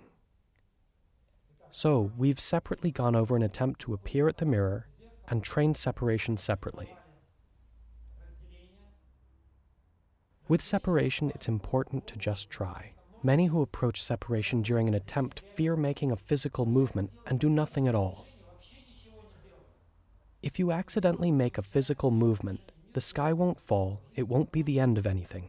You have to keep trying. If you make a physical movement, lie down and try again. Now we're going to train the techniques individually. The first technique is rotation. Turn your eyes to the left. Turn them without opening them. You can move your eyes, but not open them. The eyes are not affected by sleep paralysis. Your body can be paralyzed, but eye movement never is. That's why when a person dreams and they look to the left, for example, the body lying in bed will also turn its eyes to the left. Turn your eyes to the left and try to rotate after your eyes to the left. Pull right after your eyes. Try to turn. Pull, pull. Try to turn to the left. Turn your eyes to the right, all the way to the right, and try to turn to the right after your eyes. Pull, pull. Try to turn to the right, no matter what, after your eyes. We turn our eyes to the left side and pull after our eyes to the left. Harder, harder, harder. We pull our eyes, we pull, we turn, we try no matter what to turn to do a complete rotation. If turning vestibularly is successful, accelerate it. If it does not work, try to do a full rotation. To the right, we turn our eyes to the right and pull after our eyes. We pull and try to turn around. Try to vestibularly turn around your head-to-toe axis. The rotation technique emphasizes the vestibular system. You need to provoke your vestibular system and create rotation in your body. To the left, we pull our eyes to the left and try to rotate. We try to do a complete rotation to the left. We turn our eyes to the right and try to rotate around our head-to-toe axis.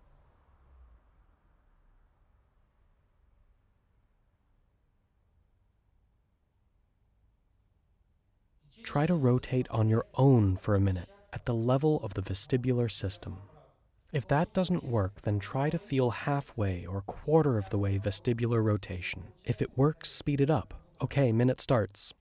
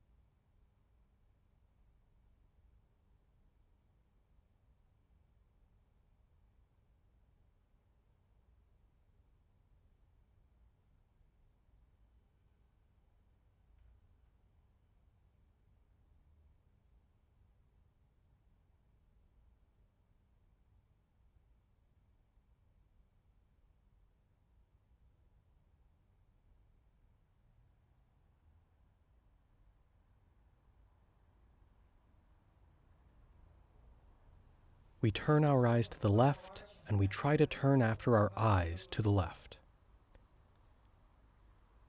We pull to the right, and we try to turn all the way to the right. Try to do a vestibular turn. So, relax, do nothing. The next technique is hand visualization.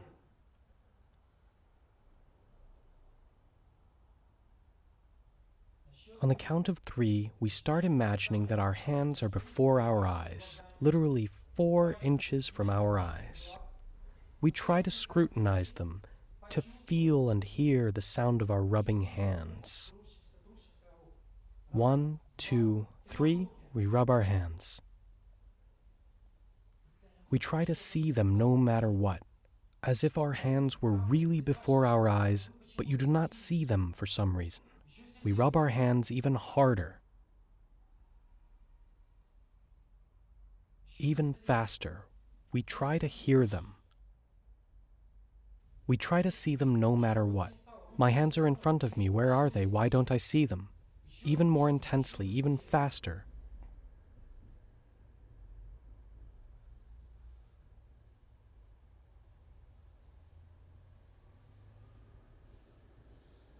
We relax and do nothing.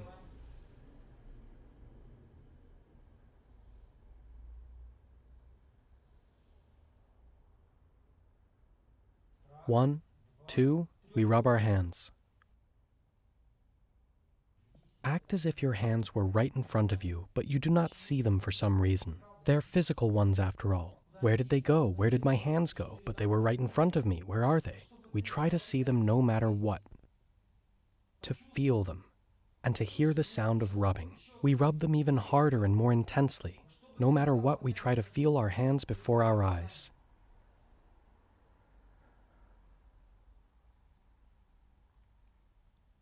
We rub them faster and harder. We scrutinize and peer into them.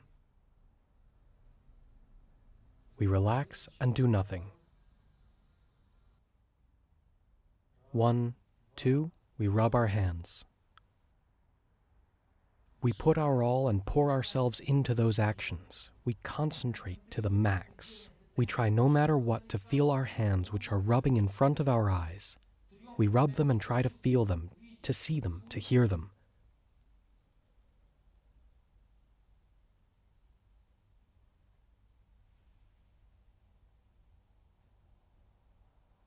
We relax and do nothing. For a minute now, on your own, experiment with the technique. Rub your hands, try to scrutinize them, to see and hear them. The minute has begun.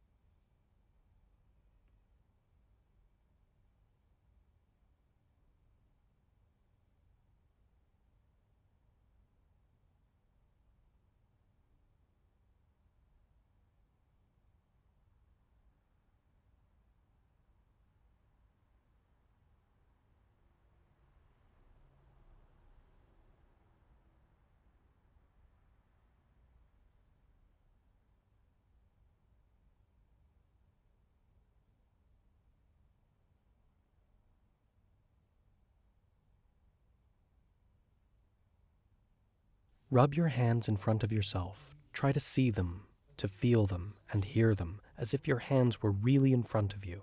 Where are they? Why don't I feel them? We're done. In a real attempt, as soon as your hands have appeared, there's no need to lie and continue to rub and scrutinize them. You're already in the phase. Get up and go. It's the same with rotation. As soon as you feel that you're rotating, there's no need to lie, rotate, or spin endlessly. As soon as you're rotating, that's it. Stand up with the body that's rotating and go. After all, you're already in the phase. The next technique is swimming. On the count of 3, we imagine we're swimming somewhere in the water. It might be a lake, river, sea, or around an island. It doesn't matter, wherever you want. 1, 2, 3, start swimming. Move your hands, body, legs, and head. Try to feel the water, the splash of water. We move even faster. We focus our attention on movement. We try to feel we're swimming. Right now, as if you were swimming, but don't feel your body for some reason, but you're really swimming. Where is my body? Let's try to feel it, to return to it.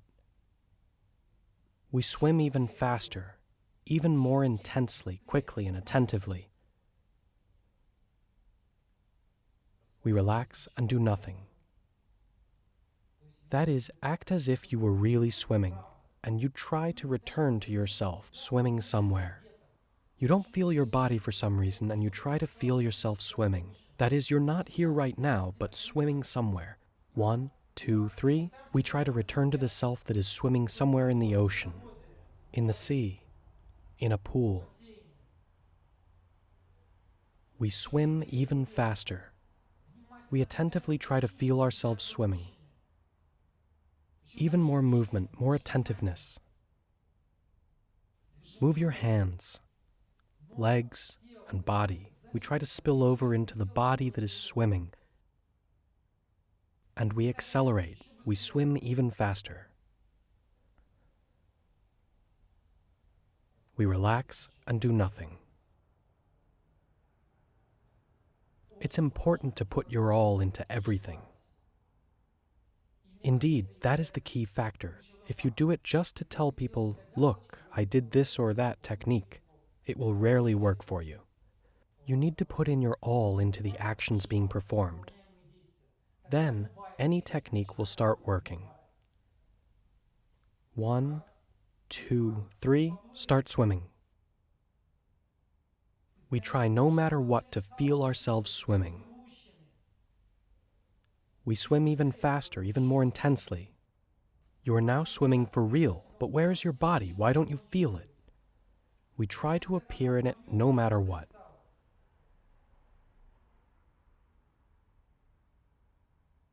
We focus. All thoughts go away and you focus on those sensations. You try to feel yourself swimming. You're all in. You aren't thinking of anything. You're completely submerged in those sensations. You try to pour yourself into them, to put your all into them. You are now swimming. You should be there. We relax and do nothing. For a minute now on your own, experiment with the swimming technique. The key factors are dynamic movement and putting in your all. 1, 2, 3 minute starts.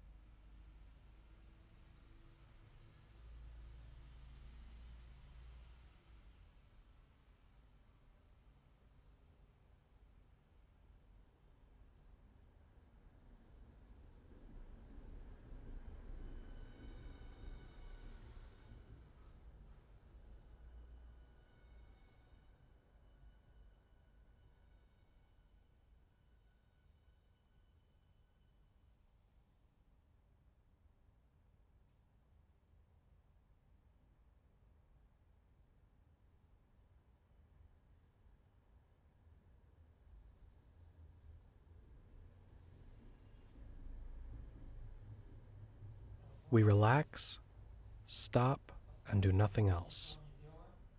We have one last technique, deepening. Simulating deepening as if you've separated. What it boils down to is you have to imagine that it's as if you're walking around your room touching everything and scrutinizing.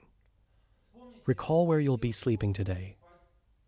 At home, at a hotel, at relatives, or at friends. Your task is to perform everything in that room at my command. Imagine you're lying in that room where you'll be sleeping today. Get up from bed, turn around, touch your pillow, and scrutinize it. We touch the blanket, bed, and wall nearby. We touch it, palpate it, and try to scrutinize the design of any wallpaper. A nightstand or table is nearby. We try to touch and scrutinize from a close distance. The floor. We kneel down and touch the floor with our hands. We peer into it. We try perhaps to scrutinize trash bins and the small details of the space. We go up to the window. We touch the windowsill, the glass. We scrutinize everything close up and peer into the fine details of the space.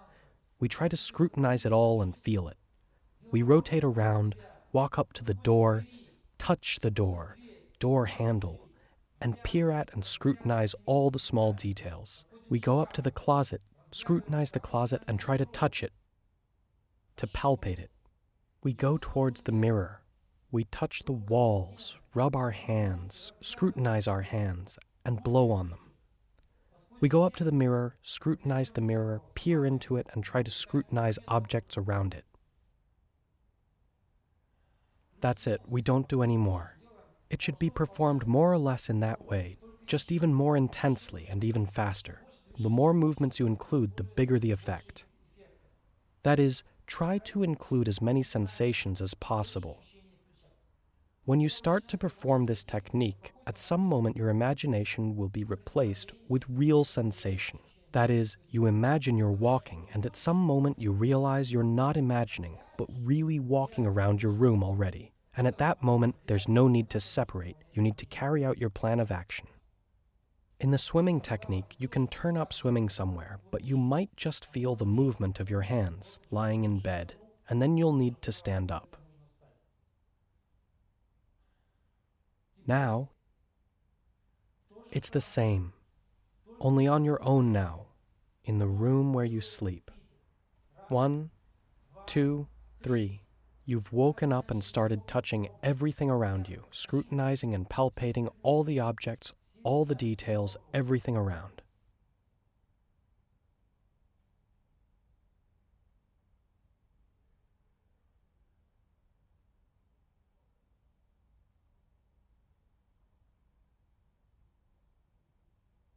As if you're really walking around but don't feel your body for some reason. Your task is, as it were, to return to that body that's walking around the room.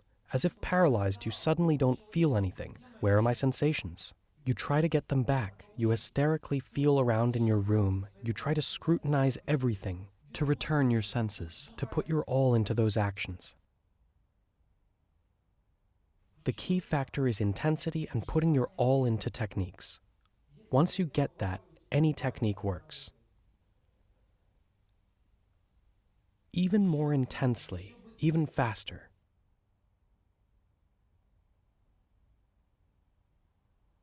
We relax and do nothing. Now, once again independently, 1, 2, 3, we walk around the room, touch everything, and scrutinize. Begin.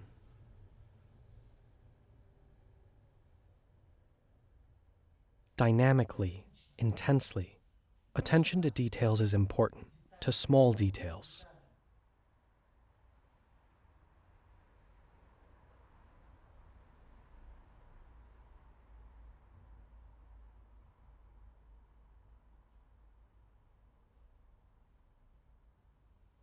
Activate all your sensations. Turn periodically.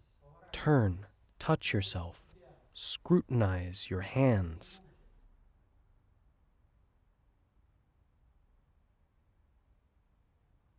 Touch everything even more intensely and quickly. Scrutinize. Try to put your all into those sensations. We try to turn up in that freaking room right now, no matter what. Try to feel every sensation as if you were really walking around that room.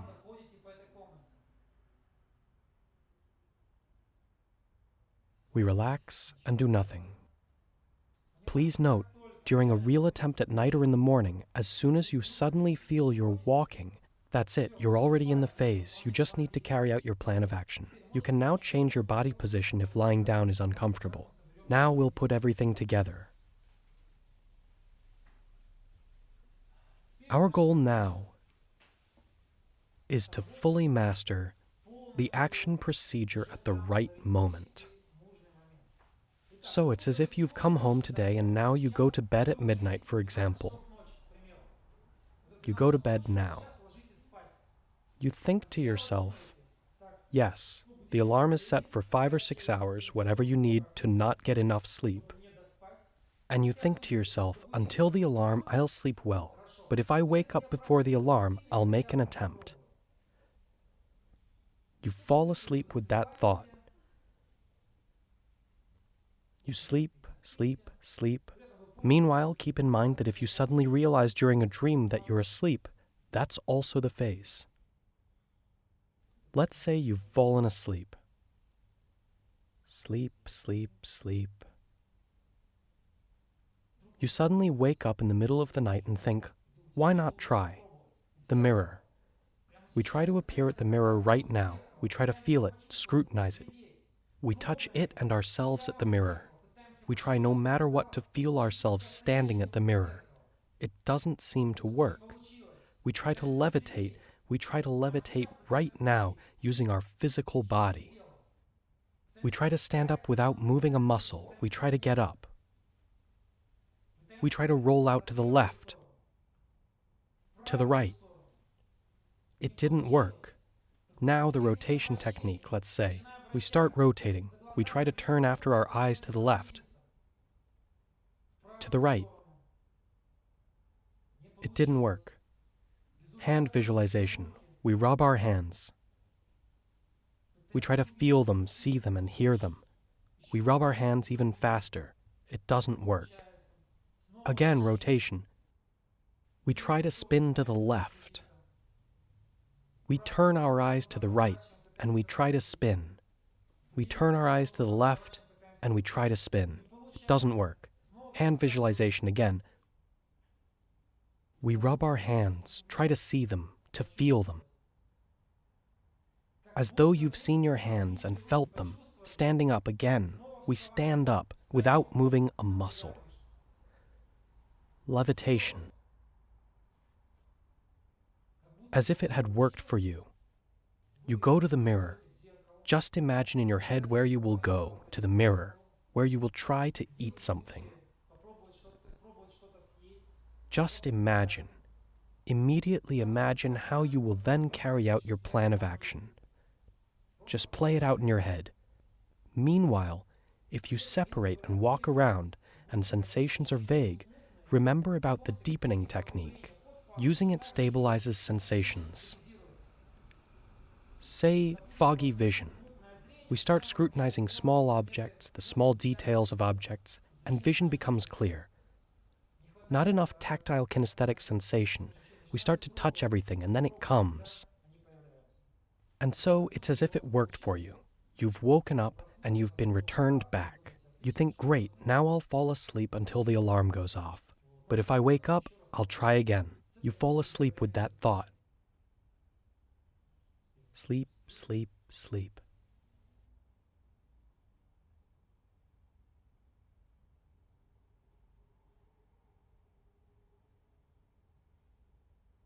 Meanwhile, we keep in mind that becoming conscious while dreaming is also the phase. You've suddenly woken up. Why not try now, the mirror? We try now to appear at the mirror. We touch it, we peer into it. Right now, at the freaking mirror, we try to appear as if we were standing at it. It's as if it didn't work. Separation. Standing up. We try to stand up without moving a muscle. We try to stand up right now without moving a muscle. We try to levitate. We try to roll out to the left, to the right. It doesn't seem to work. The swimming technique. We imagine we're swimming. We swim, we try to feel the movement of our hands, body, and legs. It doesn't work. The rotation technique. We turn our eyes to the left. We turn our eyes to the right. We try to rotate our bodies. It doesn't work. Again, the swimming technique. We imagine we're swimming. We swim even faster.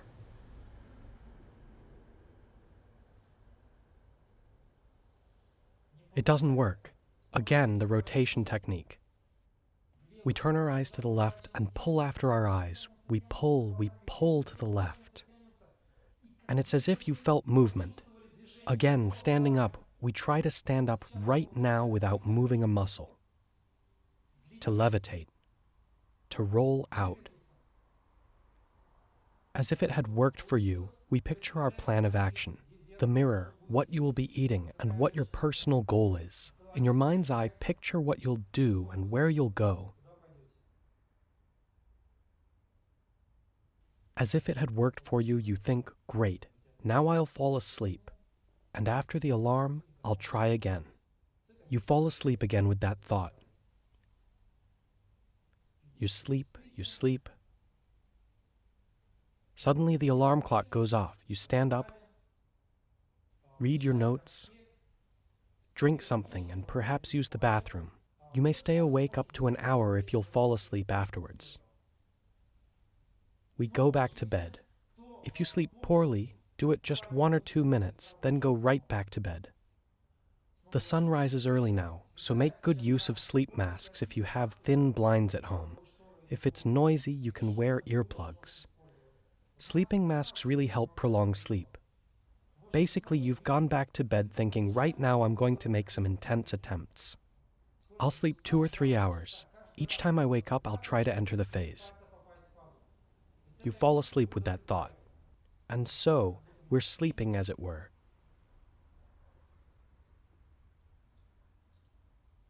We sleep, sleep, sleep. We dream.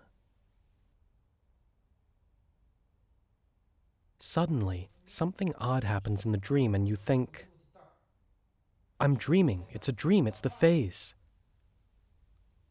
We picture our plan of action. Let's say you've appeared outside and we carry out our plan of action there, the mirror and the food.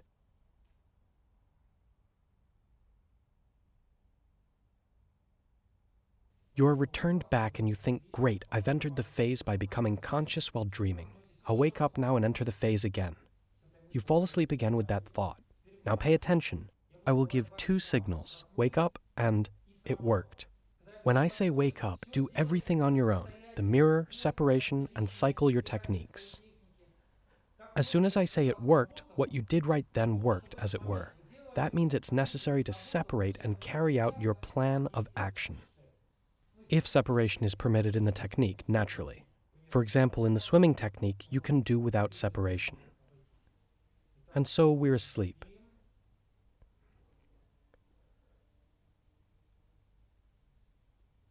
Wake up. It worked. That is, you've appeared right at your mirror. We run through our subsequent plan of action in our head. You've been in the phase for some time, as it were. You return back and you think how easy it was. Super, I'll do it again now. You fall asleep with that thought. We've fallen asleep, we're sleeping. It's been 8 or 9 hours. Sleep isn't something we feel like anymore, but you still fall asleep. We sleep, sleep, sleep. Wake up. Do everything on your own.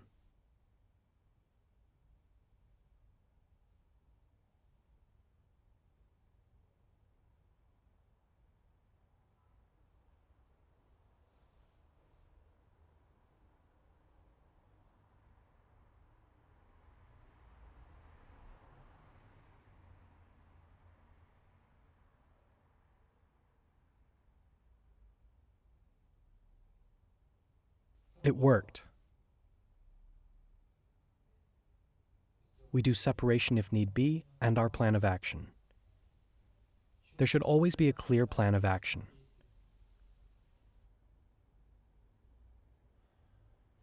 You've completed the plan of action and you've been returned back. It's already late, you don't really feel like sleeping, but you think, now I'm going to fall asleep again and try again. You don't want to sleep anymore, but you still lie down and try to fall asleep, so as to make your last attempt and be here by 1 o'clock for the seminar. You fall asleep with that thought. You don't feel like sleeping, but you fall asleep. You fall asleep without noticing.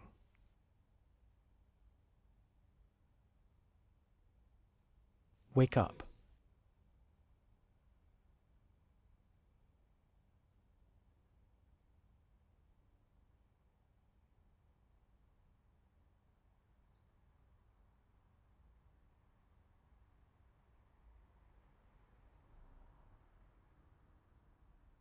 It worked.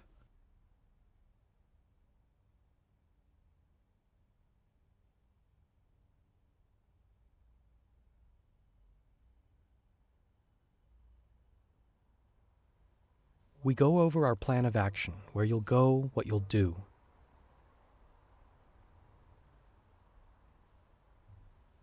You are returned from the phase.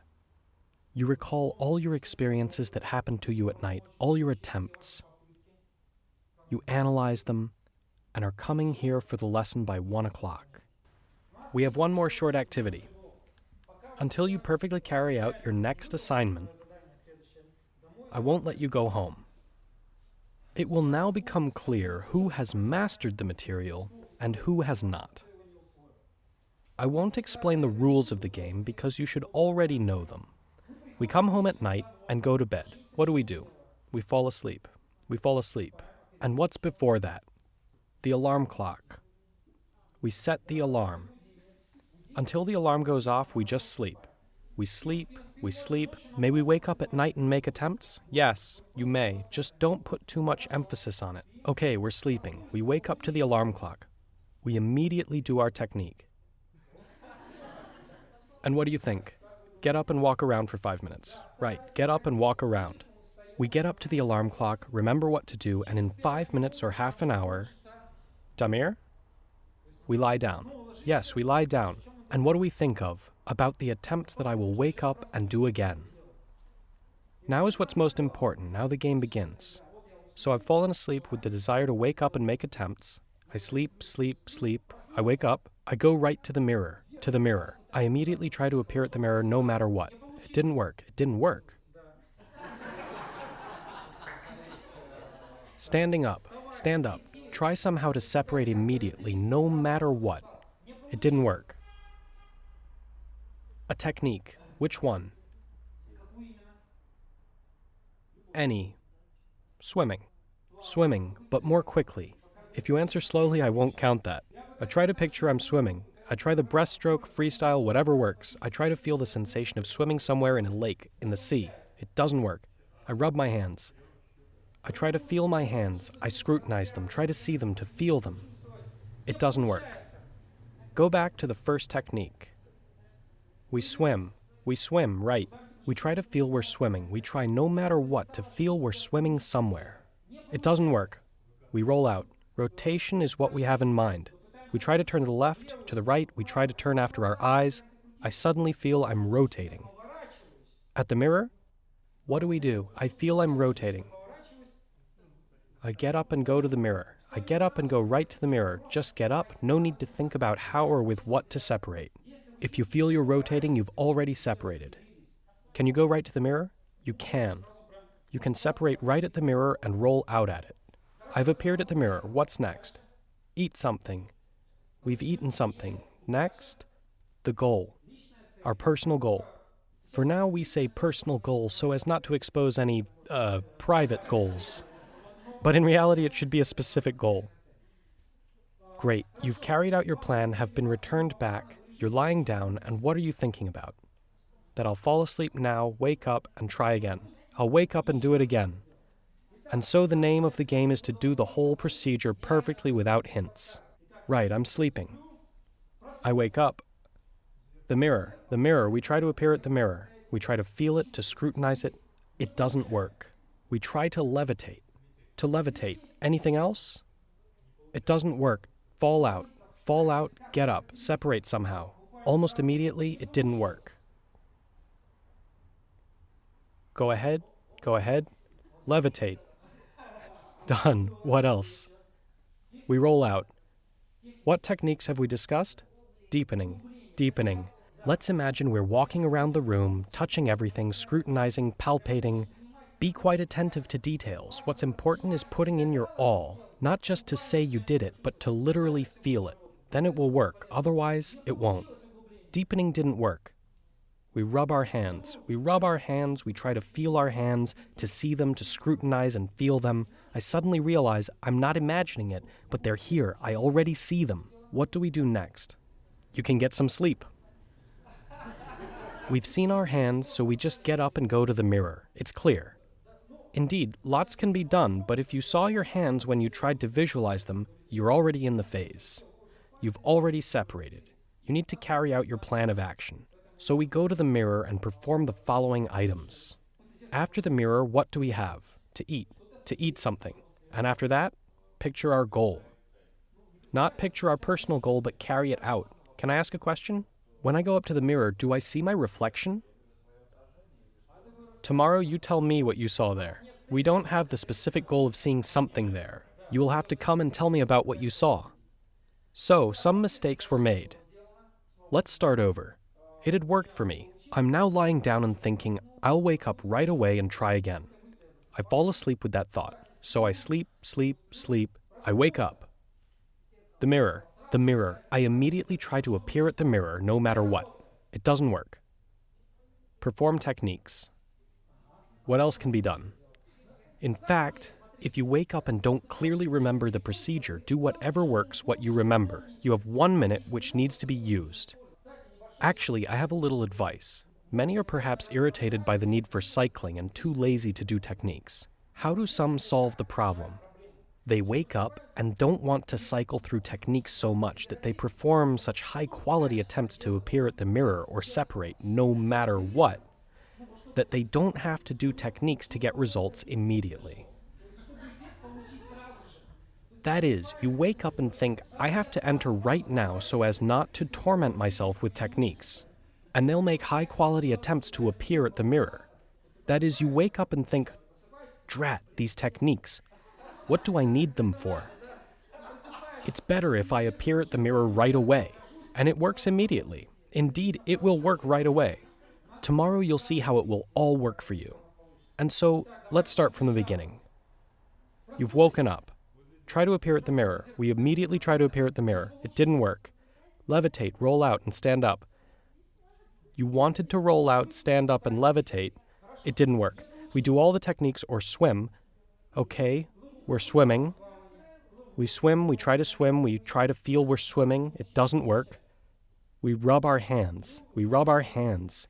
I've noted that if you don't remember techniques, always rub your hands. We rub our hands, we try to feel them. Well, that's okay, it's at least something. No hands, nothing happens. Rotation, we try to spin to the left or to the right after our eyes. Help intensely with your eyes, turn them. It doesn't work. Deepening, we try to feel we're walking around the room, we touch everything, we scrutinize. At some moment I suddenly realize that I'm not picturing everything, but starting to see it. To the mirror. Yes, no need to separate. We go right to the mirror. What's after the mirror? The fridge. Food. Food and fridge. After that, what do we have? The personal goal. Some personal goal. You have to agree. There's nothing supernatural, no fantastic technologies in our possession. Everything is simple. Wake up in a few seconds, appear at the mirror. If that doesn't work, try to separate. If that doesn't work, cycle techniques until one of them works. If it works, separation, mirror, and all the other goals. Everything is quite primitive. Now, I would like to add several things to improve your success rate and results. 1. Realize that everything I told you now is not some fantasy of mine, like I had thought it up in some office and now run out and say that it will probably work. Our school has been a research project from the very beginning. I started holding seminars in 2007 in order to study the technology, but the results that are now achieved in literally 2 nights used to take 2 months. Just so it's clear, I simply watched what works. I left that in and perfected it while I took out what didn't work. Gradually, year by year, the techniques were perfected. Now when I tell you, do it like this, I'm not just saying it. It's not some idea of mine that that's how it should be done. If I say something here, that's the fruit of many years of studying the phenomenon. Not so much independently as, that's another story, as independent practice might not be able to be conveyed to others. Namely, work with other people, with thousands. If I say do it like this, that's not some idea or fantasy of mine. That means that I've seen it work like that thousands of times. You're simply repeating what I'm talking about. My words in this case are not the words of some guy. They're my experience teaching thousands of people. If I tell you something, just listen to it and carry it out literally. Try to understand it as well as you can, and then everything will work. That's a really important point because many think that I'm speaking in parables. Maybe it's like this, maybe like that. The details of the procedure, they may change, but the general principles should be the same. You must follow them. Now, a few points about possible psychological factors. You might wake up, let's say, and make a movement, or simply wake up, and have the feeling you've fully woken up. You're lying down and think, why try now if nothing will work for me? I'm already fully awake, I'm lying down, nothing will work for me. Tell me something like that tomorrow and I'll chew you out. Wake up and do it.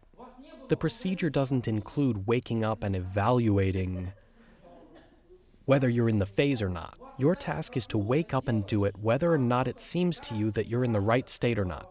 You've been told, wake up and do it. Wake up and you do it.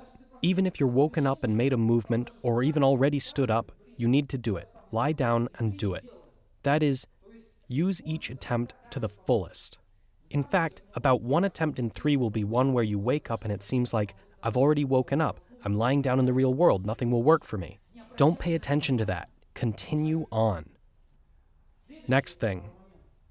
Very often, people are unable to figure out if it worked or not. Let's say you have your expectations. I've already said that I'll have to constantly fight against your expectations. Well then. It very often seems to a person that it didn't work for them because there's no hyperrealism in the phase. Tomorrow we'll be speaking about how to achieve hyperrealism, but sensations cannot always be immediately intense. So, If you suddenly feel that you're somewhere, go, and if sensations are not 100% realistic, but they're there, that's already the phase. That is, so there isn't something like you've separated and think, everything is fuzzy and vague as if it were a dream, probably nothing will work, and return to the body. Then you come and say, nothing worked for me. If the sensations were not realistic, you simply didn't make them realistic. They might be instantly realistic, or they might not. We'll be talking about that tomorrow. Don't let your attempts be ruined by insufficient realism. Don't turn down such an experience. Continue on in such cases. Tomorrow we'll discuss how to create maximum realism. Another problem is that you might stand up and expect the closet to be in a certain place, along with the bed and the window. You get up and the closet isn't there. You think, it was probably some dream, some nonsense. Nothing worked. You lie back down, then come and say that nothing worked. You have an expectation that the room should be exactly the same. It won't necessarily. Then again, you might stand up, turn around, and there's no body on the bed. You lie back down, then come and say nothing worked because there was no body on the bed. That means I either physically stood up or it was another state, clearly not the phase. That's all your expectations. But then there's the real practice. Objects in the room might not coincide. Realism might not be complete at first. Don't turn down such experiences. Go with them. That's what I'm saying. If during an attempt an experience begins but somewhat lacks realistic sensations, we'll speak about how to achieve stabilization. As we've already said, we start to scrutinize small details, touch everything, and sensations multiply. But most importantly, you'll come tomorrow and we'll start from an analysis of your attempts, what you did right or wrong, and it will become clear that very few did it like we are discussing now. The problem is that even if you do what we talked about today halfway, your success rate will already be high. Try to follow my every word as much as you can. All that's required of you is to go home and simply repeat the actions we talked about. We've practiced, and now your task is to go home and simply crank out attempts and tell us what came of it tomorrow. Go home, crank out awakenings, as many actions upon awakening as possible, and come tomorrow by 1 o'clock. The first session tomorrow will be about what you attempted that night. You need to simply talk about it, even if it didn't work out. When analyzed, unsuccessful attempts are good because we can trace back to where the mistake was. That's why you need to make as many attempts as possible to come and speak about them. That is, discard what you think you know and start from a clean slate. Yes, that's also an important point. At least for these 2 days, forget all your preconceptions, all your expectations and assumptions. Get all that out of your head. You just have to go home, crank out attempts, and nothing more is required of you. Then come here and talk about what you tried. I'm asked, Michael, why do you do what you do? The answer is very simple. I'm doing the most interesting thing I've ever seen or encountered. The instructions we just discussed will allow you to have the most amazing and incredible experience. It's most enigmatic and remains the least studied. In my opinion, sooner or later the phase will completely change humanity and our view of our own selves, of our capabilities. These simple instructions will allow you to experience that tonight. You simply need to go and crank out attempts. Thank you for coming, traveling here, and flying in. That's it, let's go. During the lessons yesterday, when we were practicing, did anyone have anything like the phase?